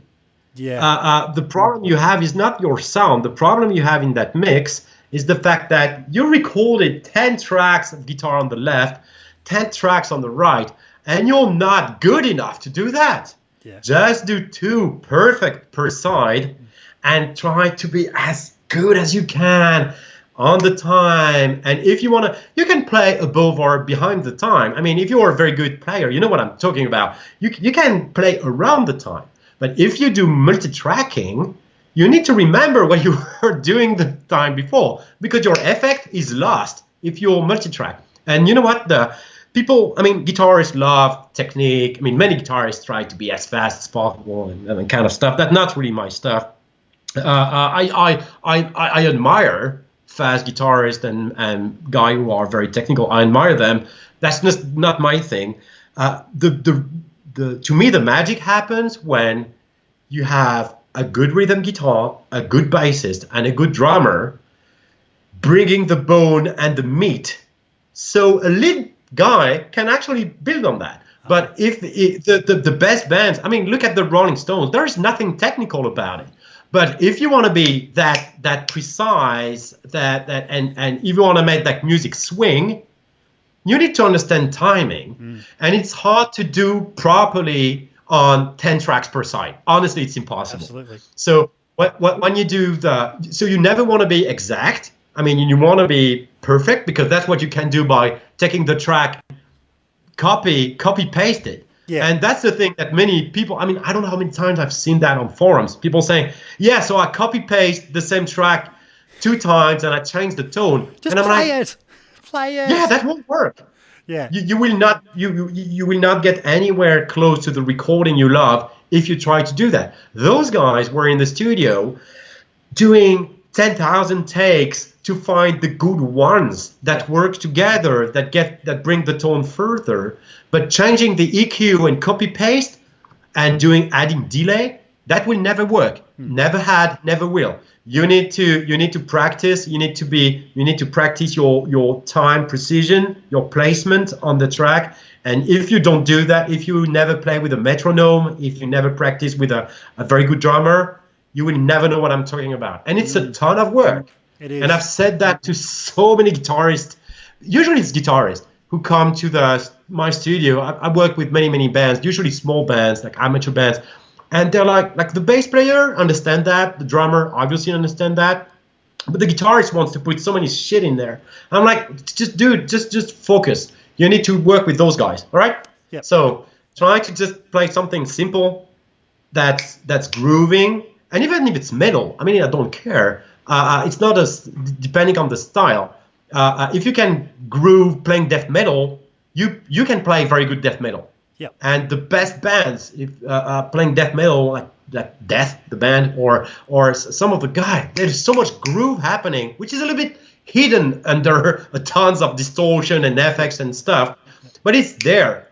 It takes time and dedication to an experience to really understand that, and it's nothing a sound engineer can fix. Yeah. That's too much asking for us guy to product designer or sound engineers to fix that for you.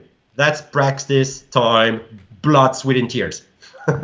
Drums is exactly the same. One of my frustrations is I know drummers that got all the chops and they just can't play a straight beat. You know, like, do you know the drummer Virgil Donati? You've heard of Virgil Donati? Of course. Yeah. He's played with many of my friends, like fusion guitar. Awesome player. Usually, if I meet someone who's a drummer and they say that they're really into Virgil, I know straight up that their basic timing isn't going to be that good, that they're going to have all the chops. If someone says to me, I'm into Phil Rudd from AC/DC, I just look at them and say, you're hired, man. Well, you know what? With drums, playing slow, like playing something steady, like 80 BPM or 70 BPM, it's the hardest. Like, I mean, of course, it's hard to blast and be on time and be interesting and be creative playing very fast. But you can, let's say, cheat your way into this, right? But being like grooving with a very slow beat, I mean, my experience in the studio tells me, I agree with you. That's the hardest. Like having something slow grooving, it's very hard. Yep. Even learning to play passages on the guitar. The gentleman I had on yesterday from Riff Accelerator, the great thing about their software is that it starts off very slow and it gradually builds up. They've managed to do it in a way, I know the industry secret that they've got little going there that he doesn't want me to reveal, but there's none of that time stretching artifacts normally associated with trying to slow things down. And I mentioned the Queen show. When I left that group, I had several people say to me, oh, they've got other guys trying to do it, but it just doesn't have the same feel. And for me, it was because I learned to play it slowed down and I was copying the vibrato and the pitch and then I'd gradually have it speeding up, and I'd get the vibrato. So when I got it to pitch, my vibrato was exactly the same, and just all those little things. And that was the key, is, was getting it down slow, firstly. Yeah. Well, I think it's common practice when you learn an instrument to slow down the pitch, practice. I mean, I play piano, synthesizer. That's actually where I come from before guitar. Same. And yeah, so you I mean, if you went to school to learn, first you start with a metronome slow, and you try to make it work slowly, and you speed up later on. If you're trying to just run before you know how to walk, we all know that it doesn't work. And I mean, people who just, like I said, cheat their way through playing fast and dirty. Yep. That doesn't impress me. No. Anybody who has a bit of experience, we say, yeah, okay, we know what you're doing. Yeah. So I started the organ, two-handed and with a drum machine. And so I'd never really practiced with metronomes, but I was playing to a drum machine. And that really instilled meter and clock in me. And when guys don't have it, they can't hear they don't have it. It's really frustrating. Yeah. But I was obsessed with the drum machine in it. And I would do stupid things like, let's hold 2 buttons down. And I shit you not, drum and bass, which, the style of music that became drum and bass and jungle years later. I was pulling those sounds as a kid out of the drum machine built into my organ, and that just fascinated me. And that's why I like things like Noisia and Skrillex as well. Even, do you know an artist named BT, an electronic artist? Bit obscure. I don't think I do. You'll have to send me a link. Yeah, he wrote the book on all those stutter edits and all those kinds of things. And my brain can just somehow process that. And it all comes back from starting out on the organ and getting into synthesizers first. Yeah, I did the same. I mean, trying to replicate on my stupid Yamaha PSR, whatever, with batteries, trying to replicate some stuff from Vangelis, or, I mean, the stuff we had in the 80s, which was awesome, or even 70s. And later on, actually, I never played at a church, but my school, we had access to a church where I had like a proper pipe organ from 17th century, with like the huge, I don't know, like 20 feet. I mean, it was insane. There is no guitar, dude. There is no guitar amp that can go close to that feeling when you push that. And on the pedal board, when you push the notes, the low notes on there, and you have a full like large church in front. I mean, behind you, because you play behind. I mean, it's a weird feeling. That's something you can't replicate with amps. Have you seen the video that Rob Scallion put out, where he goes to a church that has the big organ and it has a MIDI input, and he runs MIDI. Yeah. And he plays Bohemian Rhapsody, and he's like, I wish you could hear this, but this is all quadraphonic, and like, this whole building is an instrument. And I've seen that at performing halls, and I was just like, man, that's some seriously big pipes. And people told me, man, it runs all the way through the walls and everything. So I can only imagine the low end that must come out of that. Oh, that's insane. And what's interesting, it's the historic thing about it. You have to think that those instruments were invented at a time when what was the loudest noise you could hear, like around you in the world? Like, was it thunder? The noise of a tree falling in the forest, a guy hitting a piece of metal. I mean, the noise weren't that loud. No, that's right. And suddenly you would go to the church, and that was that massive, impressive thing, just pushing air, and it must have been an amazing religious experience to be there. And suddenly you had that sound coming around you, and I don't think we can. I think the only thing that can go close to that is the first time you go to a concert, right? Or at a stadium or festival, where you have so much noise around you, surrounding you. And that's not something you can experience at home with your TV or even with your tiny guitar and playing with your friends. And I think that I understood that the first time I played it. And I was like, those guys down there must have been terrified. Yeah. Because that's the voice of God. That's just what's happening. I can remember the first time I went to a concert with a big PA, and I was about 3 years old. And it was an Australian artist named John English. ironically. But and I can remember when it came on, being scared of the sound, like it's going to hurt me. What? And I remember my parents going, "No, it's cool, it's cool." The ironic thing is, I mentioned the Queen show when I was in the group. The guy who was doing the front of house for us, Pete Lyons. I actually spoke to Pete today and last night. Hi, Pete, if you're out there. He now owns that very PA. And when I found that out, and I was touring with them, and when I'd come out and do the We Will Rock You, I'd climb the speaker stacks, and I'd do the. You're in character, man. You got a wig. I got the wig's back behind me there with the bucket on its head. I still got the wig, and to think that years later, that very PA that scared the crap out of me, I was standing on front of and going, "I'm Brian May, bitch," That was very cool. That was very cool.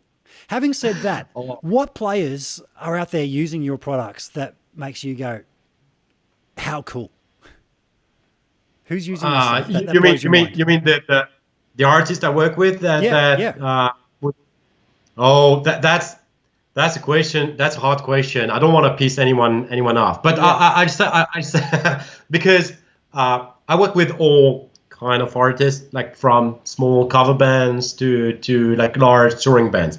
But I can talk about the ones that I was impressed with. I think let's talk about friendship, right? Yep. More than music or whatever, because I think it's a bit more than that. I'm not a connoisseur in prog rock from the 70s at all. I learned, but when I started, honestly, that wasn't my scene. I didn't really know those bands, apart from the classic from France, like Magma or I was listening to Marillion because I was a keyboard player. So but the classic old school prog, not my thing. And when I started working with Blue Oyster Cult and Berke Dharma, he's the nicest guy. Is quite old now. Yes, Buck, you are. But that guy is still so much about technology and trying to improve his sound after like 50 years on stage. I mean, it's insane. And he's still trying to improve and use new technologies. He will use torpedo stuff, campers, depending on the setup he can bring to the stage. And that guy, to me, he's an example of. I mean, I would love being the same at.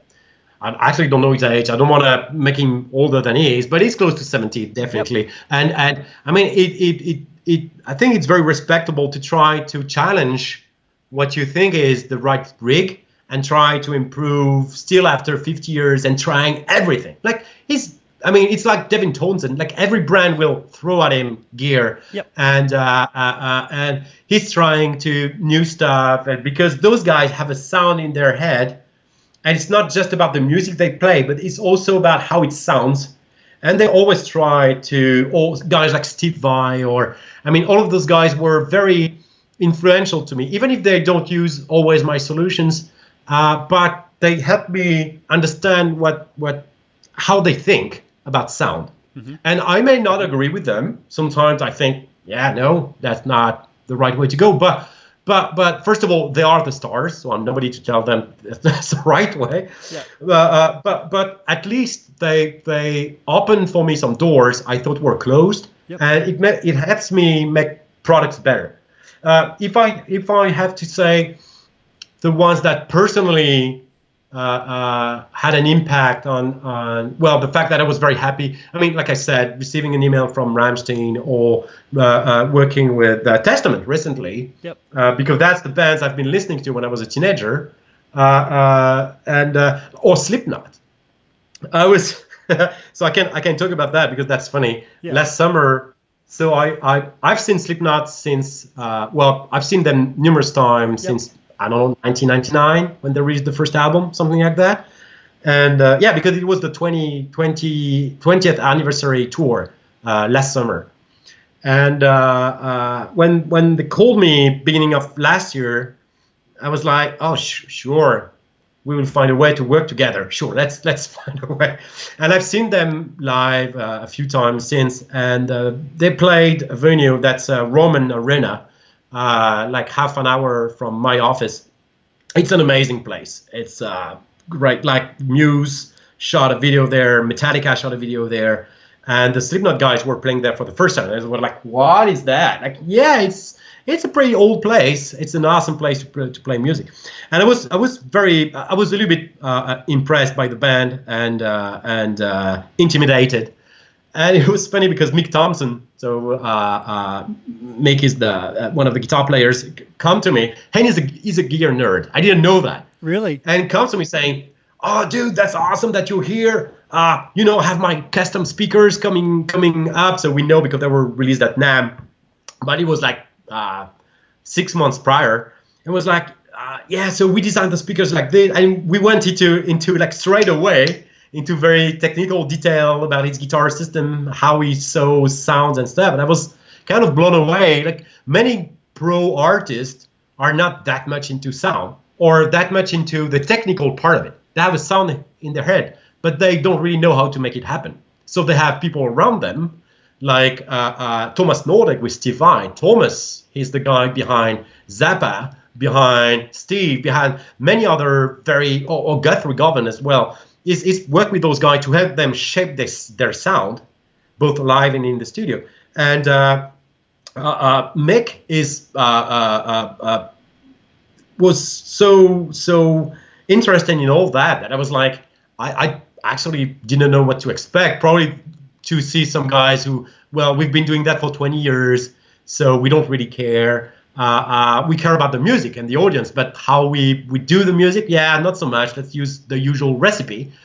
And it wasn't that at all. They were so much into trying to find new solution, new stuff, challenge their own sound.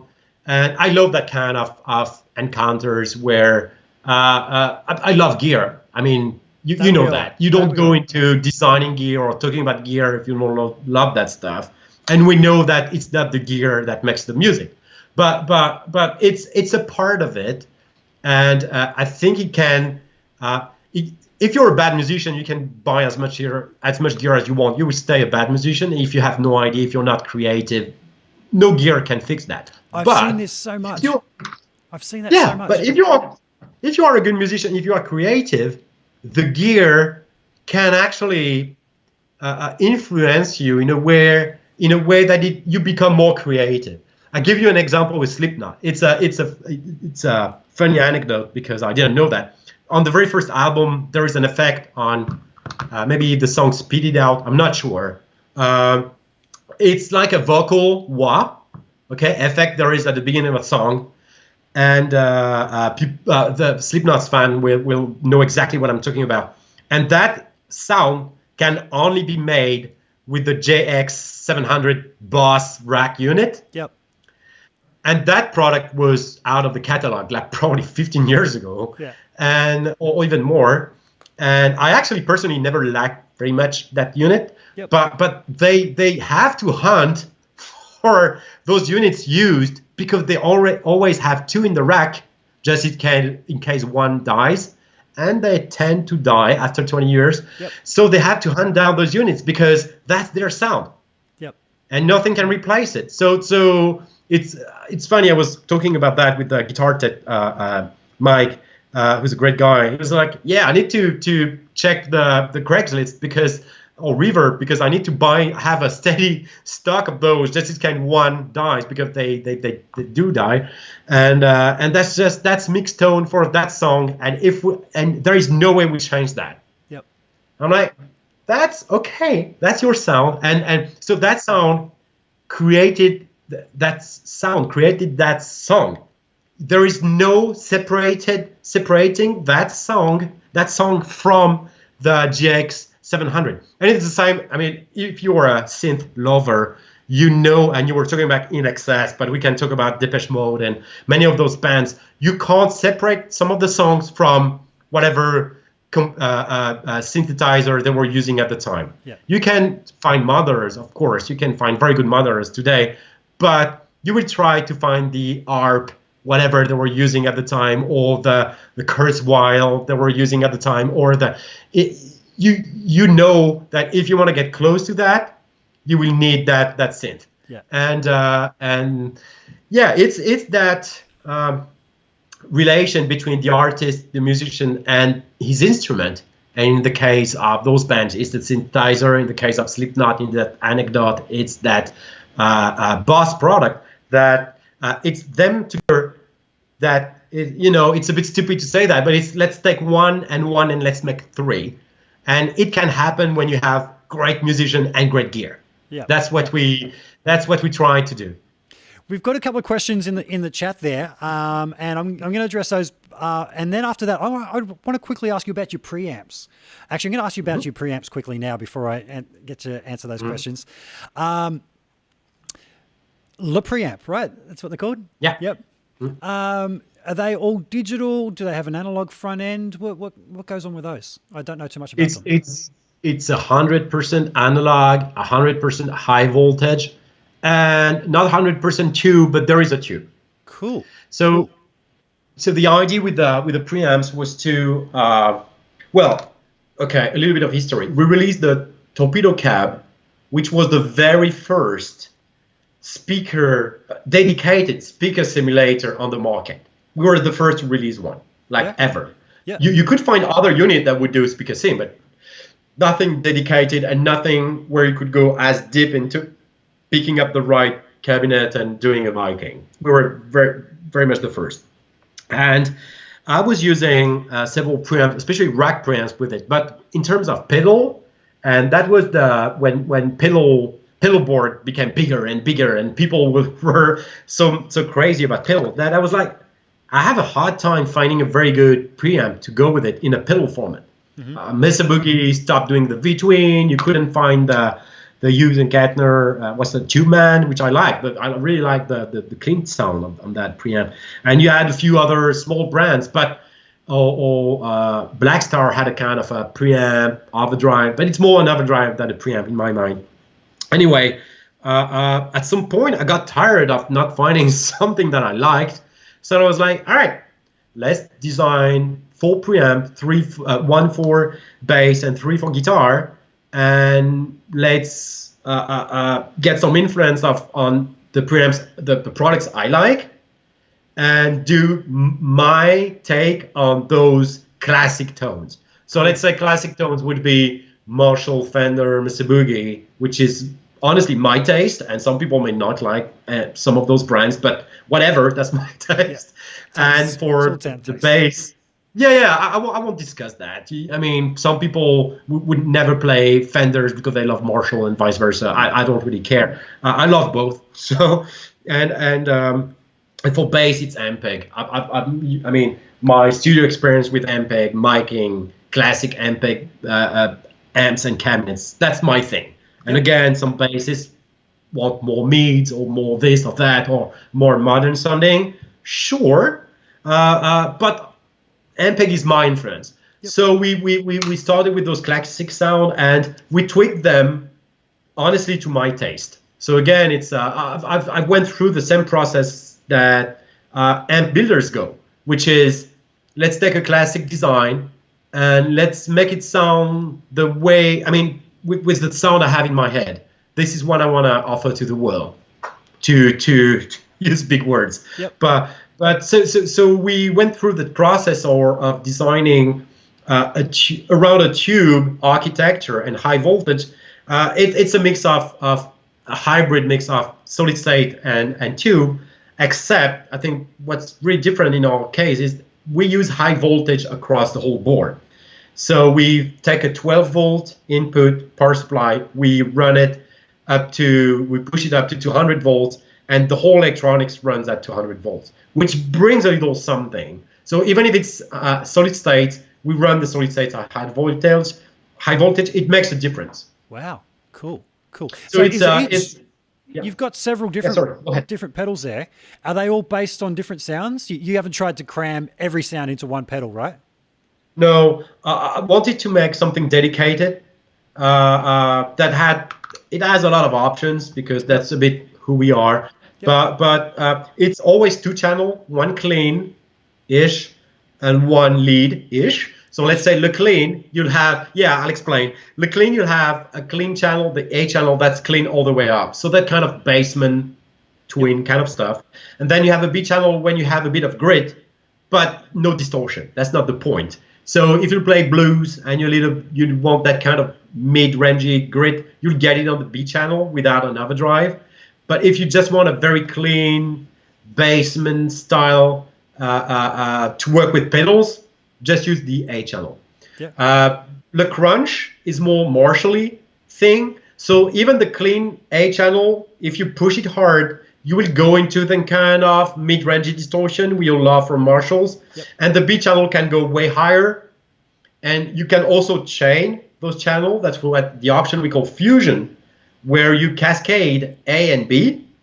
And in the clean, you have a little bit more saturation. And the crunch, you can go into metal territory, like old school metal, Slayer type of Marshall modded stuff.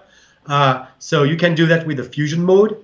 And the lead is a clean channel. That's something between the clean and crunch. So it's a different voice channel. So I took my influence from, let's say, Metallica arpeggio stuff, if you know what I mean. And then you have a lead, which is one of my favorite Mesa Boogie amps, which is the Road King and the channel 3 of the Road King, modern. So we started from that because I love that amp.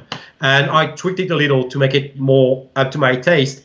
But it can go pretty high in distortion. It's not very, let's say, very compressed, like PV5150 type of distortion. You can go more into that type of distortion using the fusion, where you can go from that more compressed stuff to even like proper fuzz territory. Like people who love that old school Swedish death metal kind of tone, you know, the HM2 kind of stuff, like very compressed, very mid-rangey, compressed, fuzzy tone. That's what you do with a fusion. You can go there with a fusion on the lead. And so I kind of try to make a greatest hits of my favorite preamps. We are always asked to do more like a kind of Orange or Vox or Dumble, and I maybe one day we will offer more preamps. That's not something I have in my books for the near future, but maybe we will offer more option to those. But what's great about them is that you can control them with MIDI. They can be used as MIDI controller, and it's programmable. So you can trigger program change to, let's say, if you have an H9 Eventide pedal, you can actually control that pedal with the channels on the preamps. If you have several preamps with just one MIDI line, you can actually switch them on and off. Like if you switch on the clean, it will switch off, it will bypass the crunch, and vice versa. So that's a pretty clever system. And I think that. I've always been one to control my gear with MIDI controllers. In fact, I'm going to switch to camera here. I think when I change the battery, it's going to go to my iMac one, which is going to look terrible, and I will change it. No, it's back. It's back. Back here, I have got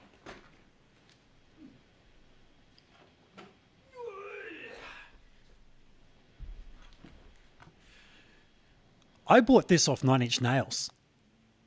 Who was it? Was it David or? It's still got their markings on it. And when you look at their videos, they have their art director gets up on stage and films one song on stage when they're on tour. And you can see this clear as day. It's got a Line 6 M13 beside it, so it looks massive. But yeah, this is it. And I would much prefer have this at my feet and all my expensive gear being controlled by MIDI up back, because when you're playing small gigs, people down the front, they're drunk, they're just throwing water and beer all over your gear. So the fact that you've got those as being MIDI controllable, that's a big plus. I'm going to have to check them out. I haven't tried one, and I really need to check one out. Well, I can help with that. It's funny you mentioned that when we design, so we do work with 9 Inch Nails, by the way. Oh, really? Cool. Great guys. Oh, yeah. But they used Wall of Sound on tour. So they used a special design preamp from, I think, an Italian brand called Mezza Barba. I've just started seeing those around. I'd never heard of them before, but all of a sudden I'm seeing the Mezza Barba around. It's very high-end Ferrari type of amp from Italy, and Pierangelo is a good friend and is very, very good designer. Very, very good amps. I don't have one yet, but could happen. Yeah. They were using a preamp that was designed for them, and the wall of sound, because they have tracks on, I think they use main stage to trigger stuff. Yep. And they have tracks running and the wall of sound plugin on the guitar track. So that were their setup, which is unusual on stage, but it works. About the beer situation on stage, I'm totally with you on that. That's also why we designed the preamps to be fully closed on top, and you have some airflow, so we have some holes punched on the side, but high on the side. So if actually someone pours beer on it, yeah, you have to pour a lot of beer so the level goes up to the to the tube at high voltage. I'm always worried when I see those kind of DIY tube preamp, high voltage tube preamp, where you have just the tube outside of the box, just there, waiting for someone to drop water on it or beer. No. And I'm like, oh, that's a bad design decision. Yeah. And also a tube is always a little bit more microphonic. So when you have that out, it would grab whatever shit happens in the environment. So people don't always see that when you see a Two Notes product, but the design, the effort we put into design goes to that level of detail. Great. Which comes from experience from stage, either from my team or artists or customers we work with. I love getting feedback from customers when they say, yeah, I'm doing it that way, it doesn't work. I'm like, yeah, it's not supposed to work that way, but probably we can do something about the design. So even if you're using it that way, it will keep working. And it's great to be challenged by our users. I actually love that. That's how we can build better products. Awesome. Guillaume, I've got a couple of cool questions, as I mentioned. I'm going to go backwards. Mo, I'm going to come back to your one there, but Gabor is in the house from the super fun, awesome, happy time pedal show. I can never remember it. I'm reading it right there. Gabor's asking, are there more amps with built-in Two Notes speaker emulation in the pipeline, like the Rev D20 and G20? And I've noticed a few there's other brands starting to adapt your technology, isn't there? Okay, I cannot talk about the brands we work with. Yeah, that's just basic industry agreement. I can say we work with other brands. Yep. I can say that many brands are interested in that kind of technology because they start to understand that that's a way to keep tube amps relevant. Okay, to give them the practicality they don't have anymore. Yeah. So I'm not saying they should use my solution, but I know that pretty much every tube amp on the planet is looking at some kind of IR loading solution, like every one of them. Absolutely. And I don't work with everyone, but I work with a lot of people.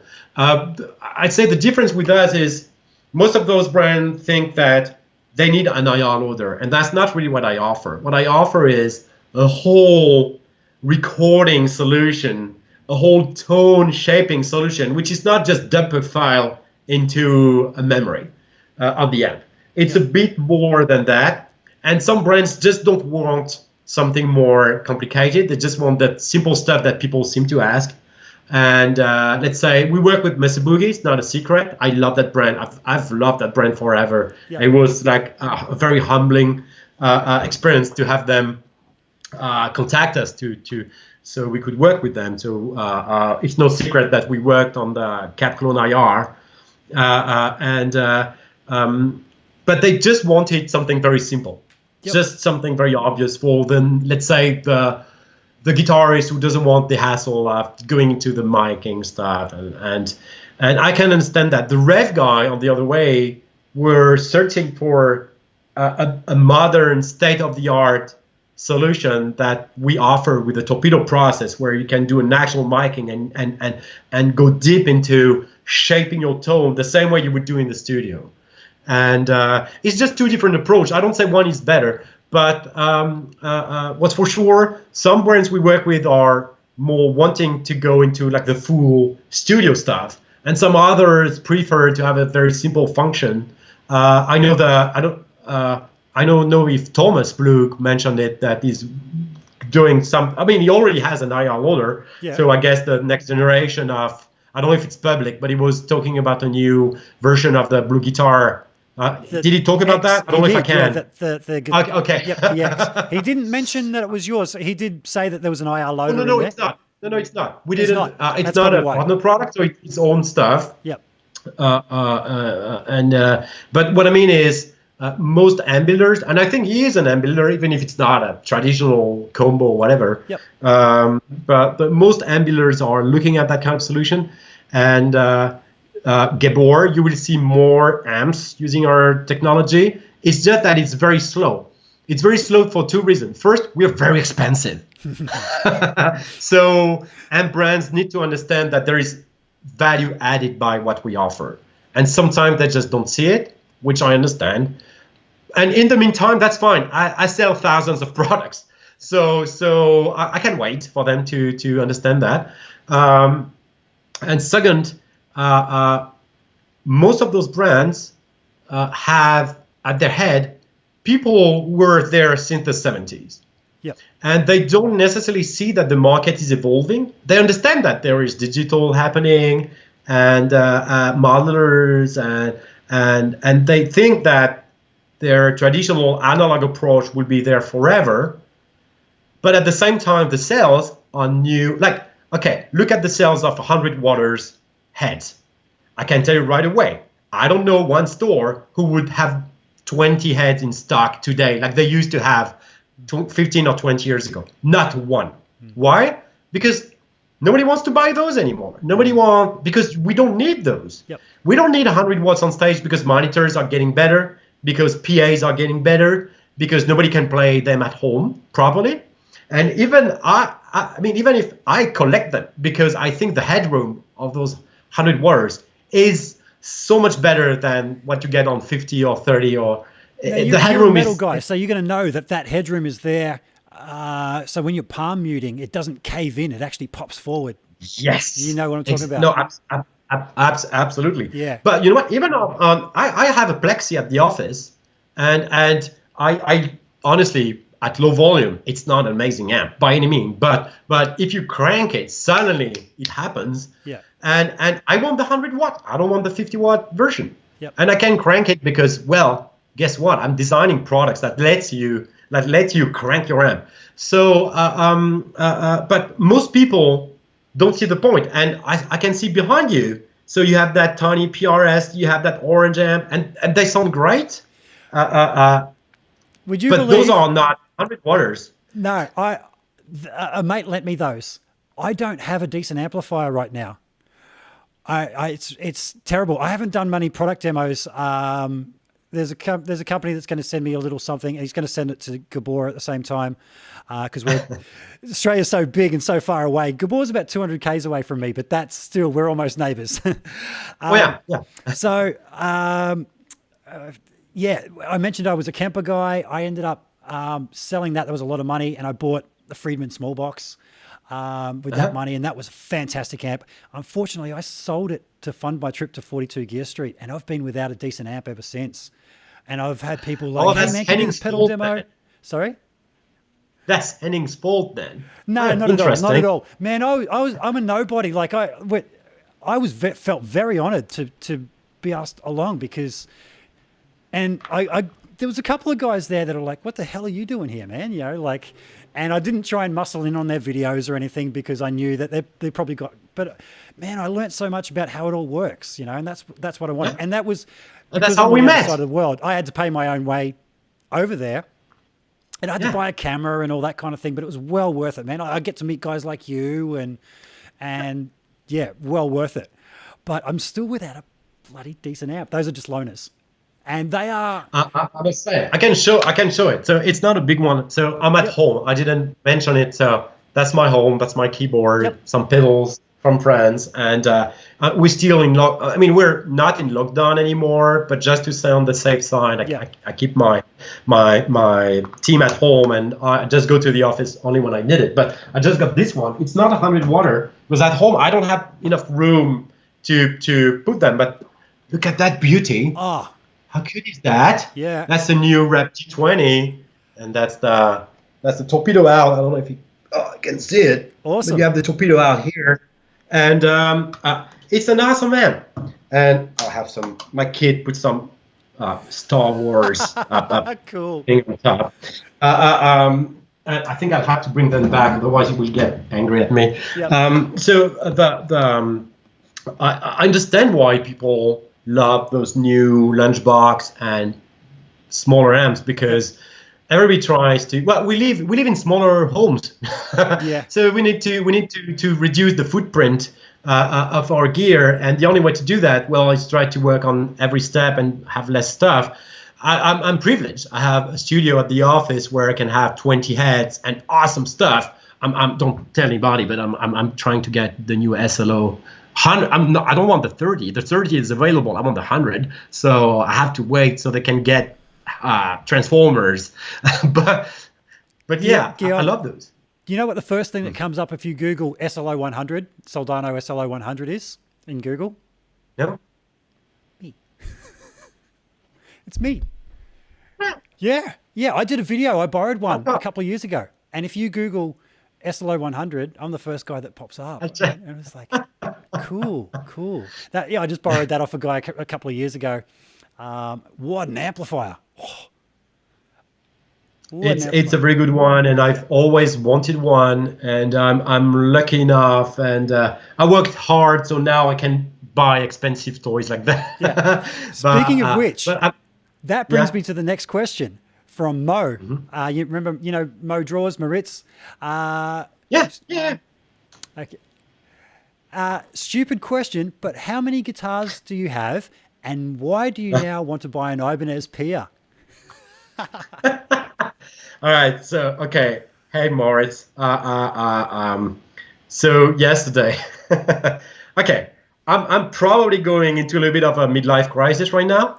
So and especially as I was, so probably that lockdown had a lot of us reconsider things. One of the things I had to reconsider is like, I moved to a new house 2 years ago, nearly 3 years ago, and the house is big enough. I'm very lucky, and I have, obviously I have access to a ton of gear, and that gear most of the time take the dust, just because I spend so much time at the office and not in the studio in my office, that none of the guitars I have get played or whatever.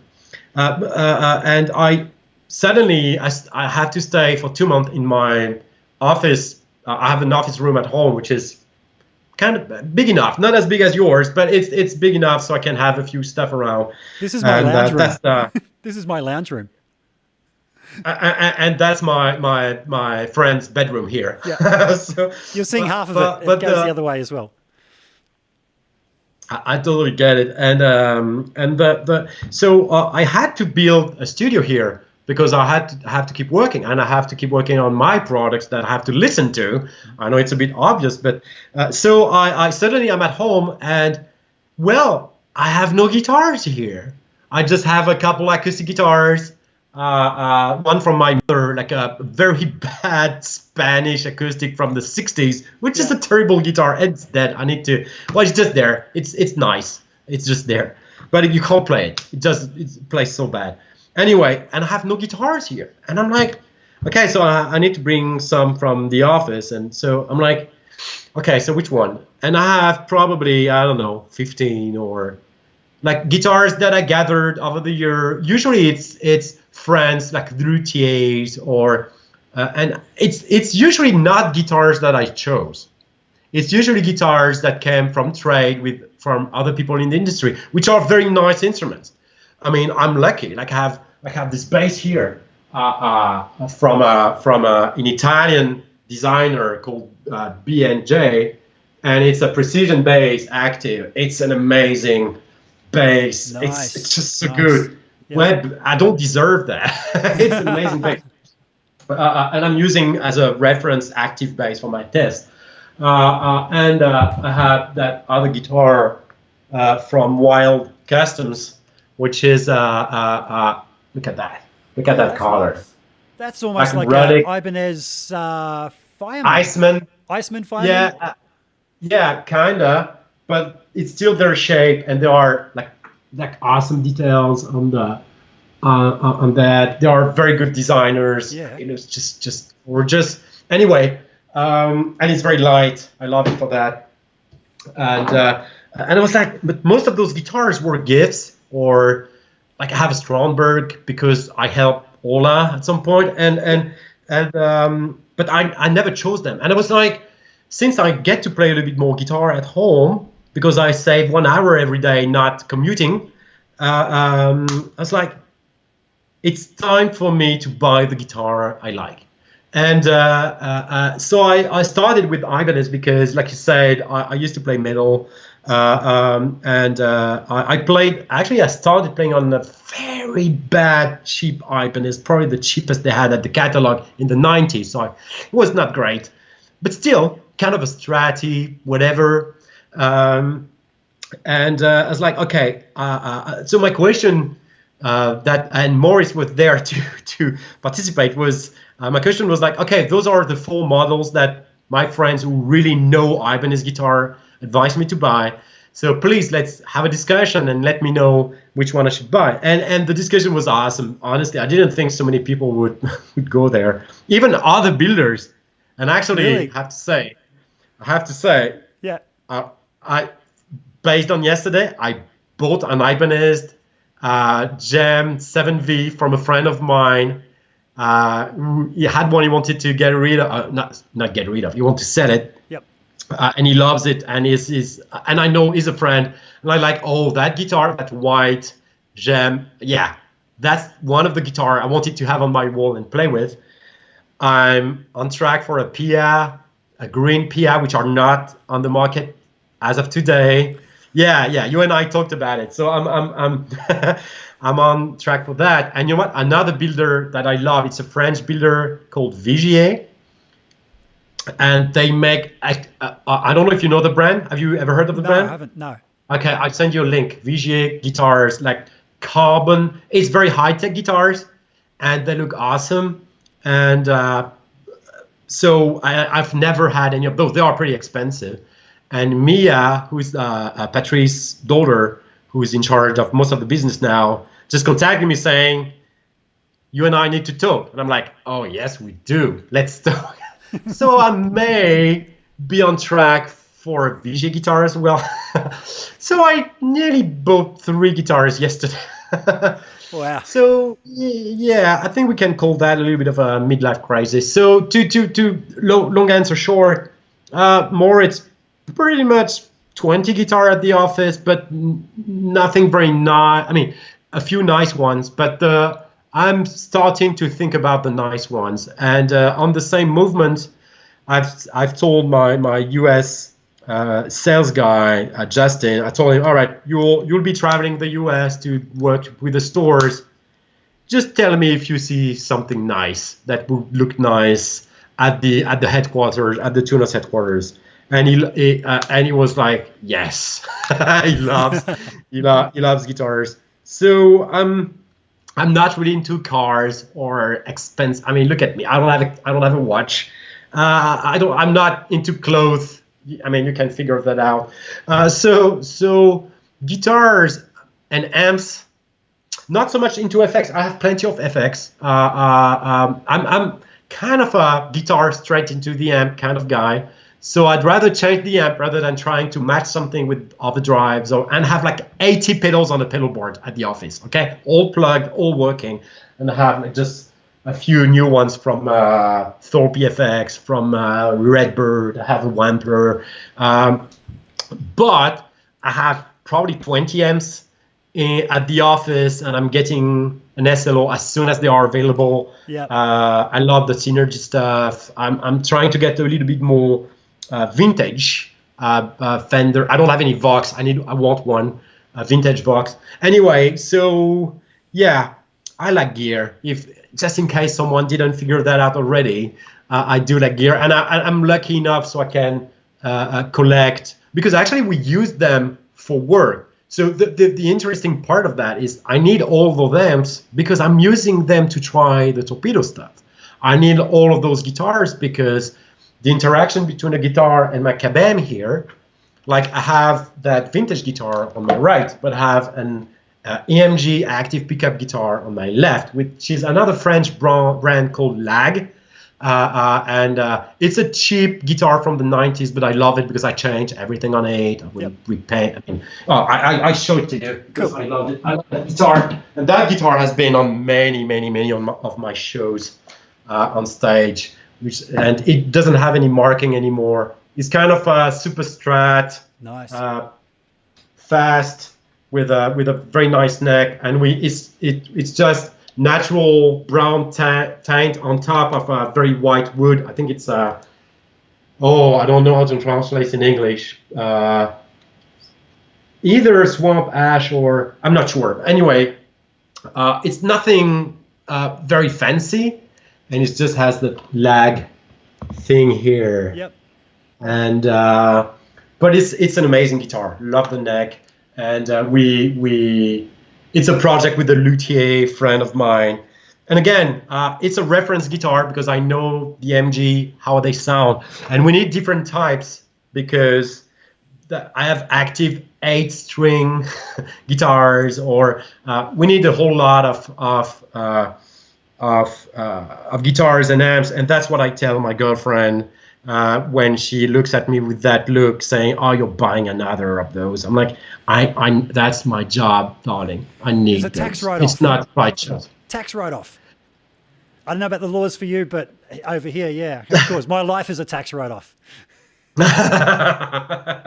I like it. I mean, it's not. I mean, I'm not abusing the system. Like I said, the synthesizer maybe not so much. Okay, I don't really need those, but I don't collect that many synths, to be honest. I'm actually expecting the new Kurzweil PC4 because I wanted a Kurzweil forever, so I'm getting that. But if the post condensate into coming to my place to give it to me, it's been lost for weeks, but I still have hope. But yeah, it's. We need that, and you as a musician, and you need different texture. You need something that inspires you. Absolutely. Right? Yep. Absolutely. You know, I choose instruments depending my guitars for the gig, depending on if I'm playing with another guitar player in the band. You know, if they're playing a Les Paul, I'm gonna reach for my my Telecaster. I got a Richie Kotzen Telecaster back there, and that has a good contrast. Awesome. Oh, they're great. Yeah. They're great. Yeah. If I'm playing by myself, I'm the only guitar player, I'll go for, there's a burnt guitar just over behind me there. What's that? Yeah, that's my number one go-to for live gigs. I'll grab it. Let me just switch. It's EMGs, right? No. Let me go full screen.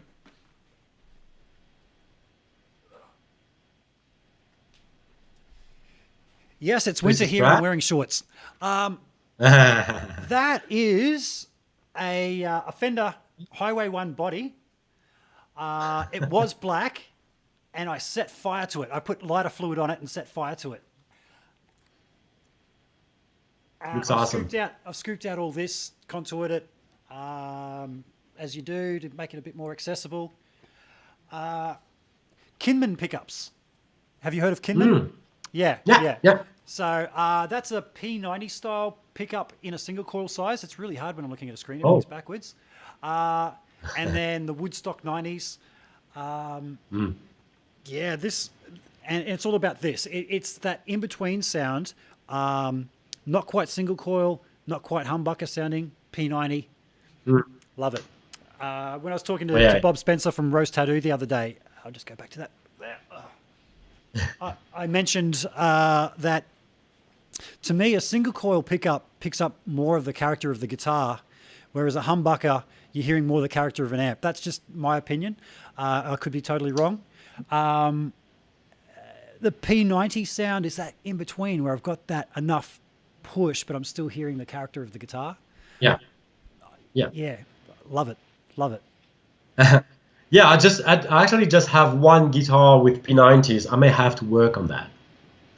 But yeah. Actually, yeah. The guys at Harley Benton told me to pick a guitar off their website. And man, they're great guitars for the price. Like when I looked at the prices, I was like, are you serious? Yeah. You and I started guitars at times where cheap guitars were very, very bad. I think it's awesome that kids today, for 100 euros, $100 can get an instrument that's actually playable.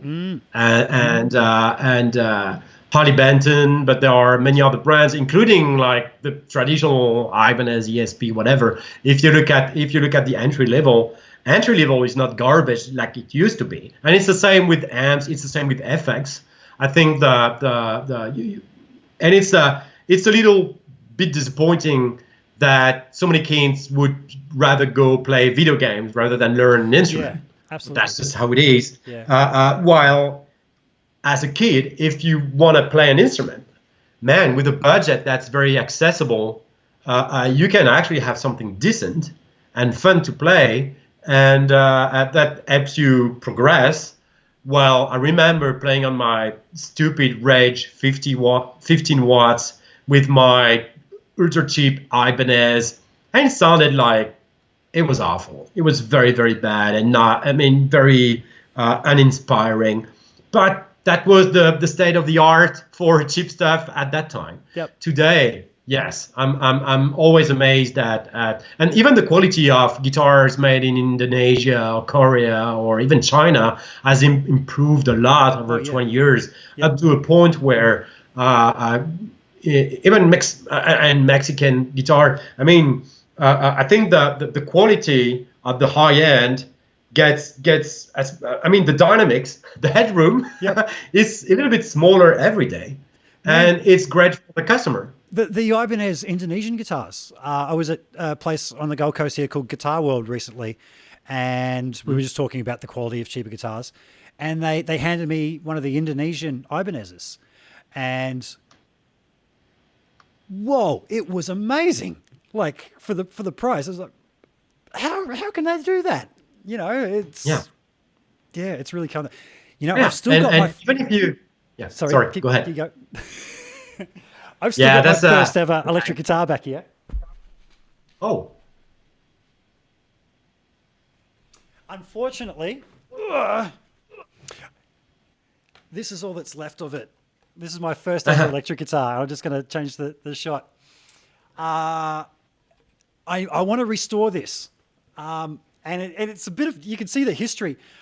First things first, I got scalloped frets up here because when I was 14 years old and I wanted a gem, I was like, oh, what's he done? He scalloped that. Oh, yeah, let's try a bit of that.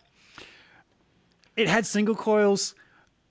I didn't even have the tools. I used a screwdriver to look at that. Look at that. I really want to restore this. I want to get some good hardware and just try. It's a piece of plywood, but I really want to try some different pickups and hardware. It had a Floyd Rose, like a really cheap imitation at one point, and there wasn't enough wood to hold it in, so we got Car Auto Bog. Possible to tune. Car Auto Bog to hold in the Floyd Rose. Man, I won a guitar competition. I won the Best Guitarist on the Gold Coast competition back in 1990, the under 18 section, playing this. And I can't part with it, but I just need to completely kit it out. And I think I might be able to restore this and get it playing really well, Well, it's probably possible. I mean, nothing I just saw is impossible to fix.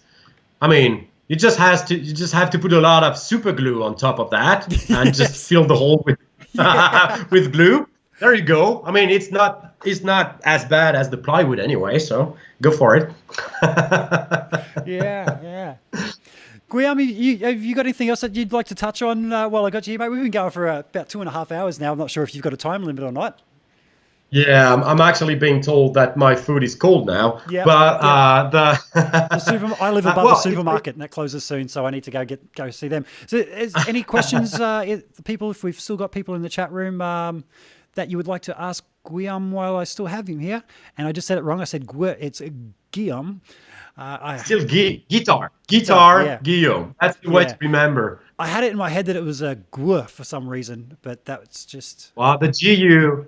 Well, actually, the word guitar in English is one of the very few where GU is actually pronounced G, right? You don't have so many. The thing is, and that's why I can't wrap my mind around, is that you guys know, obviously, how to say guitar. If someone knows, it's a guitar player. Yeah. And still, it's a challenge. I told you, I need to find a nickname. Yeah. Well, actually, many Americans call me just G. There's one in there in the chat room, and it came from Mo, and he's put, and it's pretty much the same. He's just spelt your name with gear, Guillaume. Yeah. It's the same. We love the gear. Absolutely. Yeah. Awesome. Well, I want to thank you very much for coming on, man. Like, I've learned so much from you through this, and I'm sure there's going to be a lot of people out there that could go through this and go, "Is that what the hell this is all about?" You know. So, where can people get this? You don't sell directly online, do you? It's all through dealers. And my friend tagged Innovative Music. Was it in Australia? Yes. It's Innovative Music in Australia is our distributor. Very good friend. Great distributor. So we do sell online, but we always tell the customer, give your money to the retail, give your money to your local guy if you can. I know Australia is very spread apart, so I can understand that if you're in the middle of nowhere, you'd rather go to an online store, which I totally understand. And we love online stores. If we talk about the situation right now, it's online stores who kept that business afloat for the past 2 months, right? Period. Yep. And so I don't say bad thing about it, but it's good to have a guy not too far where you can get strings from, when you can get to try and touch those guitars we love. I still believe in that. So we want to support them. So please go to the Innovative Music website, try to ask them about the stores who carry the Two Notes brand, and we will start shipping the Captor X, the new product, is should be in Australia any day, either today or tomorrow, Friday. So it will start going to stores Monday or Tuesday. Right. I'm very proud of that product. I'm sure people will love it. It's already sold out on our side. So wow. Don't wait too much. Yeah, so we're already working on the next batch, but it's been an incredible reaction from the public, so we hope you love it. But I'm not worried. I know it's a very good product, so don't wait too much. That's my advice. We will have just a handful on the Two Notes website anyway. On the Two Notes store, we'll have like 80 units, so they will be gone probably within the first day or two. So, but just go to your local guy. Tell them to call Innovative if you're in Australia. Yep. We have our own distribution in the US, and most of the big outlets will have the units within next week. So, awesome. And if you don't find them, just ask us. We will tell you where you can find it. Cool. Guillaume, thank you so much for joining us. I am so looking forward to getting the Captor X. Thank you again. And folks, thank you for tuning in. Let's give him a round of applause. Thank you for having me. No problem. And I'm going to hit that little end screen button right about, hang on, which is the button I'm looking for? It says end screen now.